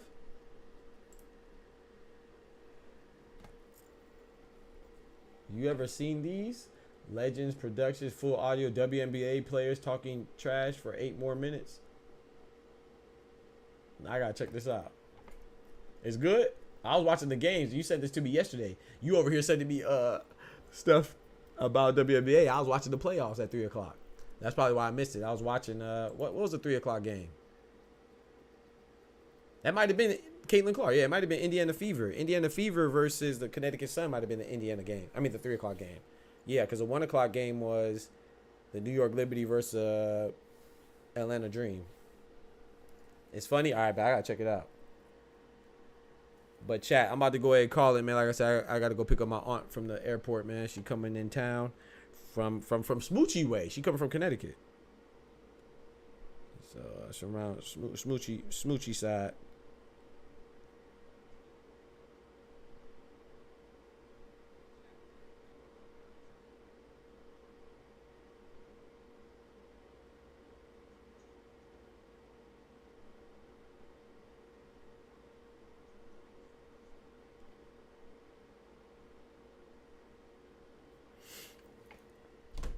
Third, I got a different respect for fighter and trainer combo that don't split but bring in other minds just for the different perspective. Yeah, ain't nothing wrong with that either. You know, whatever works, you just gotta find what works for you. But like I said, it's hard to tell sometimes if someone is looking for something to get better or they're looking for something to blame. Those are two different things. It's your approach, you know. So yeah, I agree with you, Ty. What if your aunt knows Smoochie? She don't know Smoochie, bro.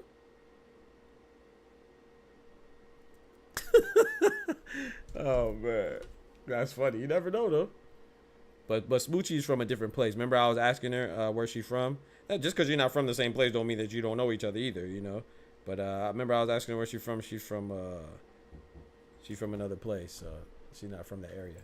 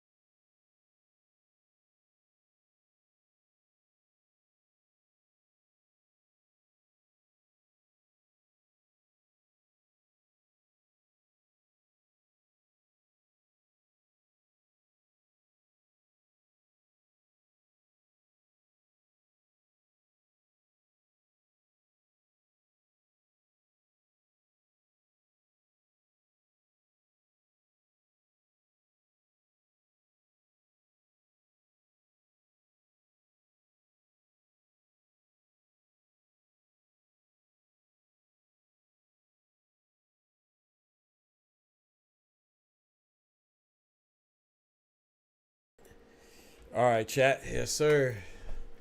God bless family. I was watching AK Nation News last night. Insanity. What's that? AK Nation. What's that about? Is that about MMA stuff? But chat, I got to go because I didn't realize what time it is. It's 10:40, so I got to go pick up my aunt. It's about an hour away to where the airport's at. So I'm glad I just walked out there, look at my dogs, and look at the clock. So I seen that. I didn't realize it was so late, and the clock's right here too. But I appreciate y'all, man. That's how you know we having a good conversation. I enjoy it. So y'all be easy, take care of yourselves, man. Appreciate the love today, man. Y'all know we'll be back on, good Lord willing, for the late stream at 7 p.m. Eastern Standard Time. You know what I'm saying? Shout out to y'all. Don't forget to like the video. You know what I'm saying? Get them likes up, you know, because we're a small, even though we just started, this is why we're a small channel, because we don't know what we're talking about and we don't like people's opinions. That's what the guy came here and said, right? That's why we're a small channel. So when we grow, you know, because people told me that too before I had 1,000 subscribers. Like, oh, that's why you don't even have 1,000 subscribers yet, because that's why you ain't monetized. People be checking your pockets and stuff. Remember I showed you that picture, right? Your dreams and your goals, and they got the all those things in the way, like haters. There's one of them, and then also the critics, the talkers and the doers. The doers weren't many, but the critics and the talkers were a lot. So if you know what I'm doing, I don't know nothing about you, bro. That means I'm doing my job, because I don't know nothing about you. I'm just doing what I'm doing. If you know what I'm doing, to the point where if your only intention is to talk trash about what I'm doing, hey, you still know what I'm doing, so I'm doing my job. Because in order for me to know that you're talking trash about my channel, you got to be in my channel.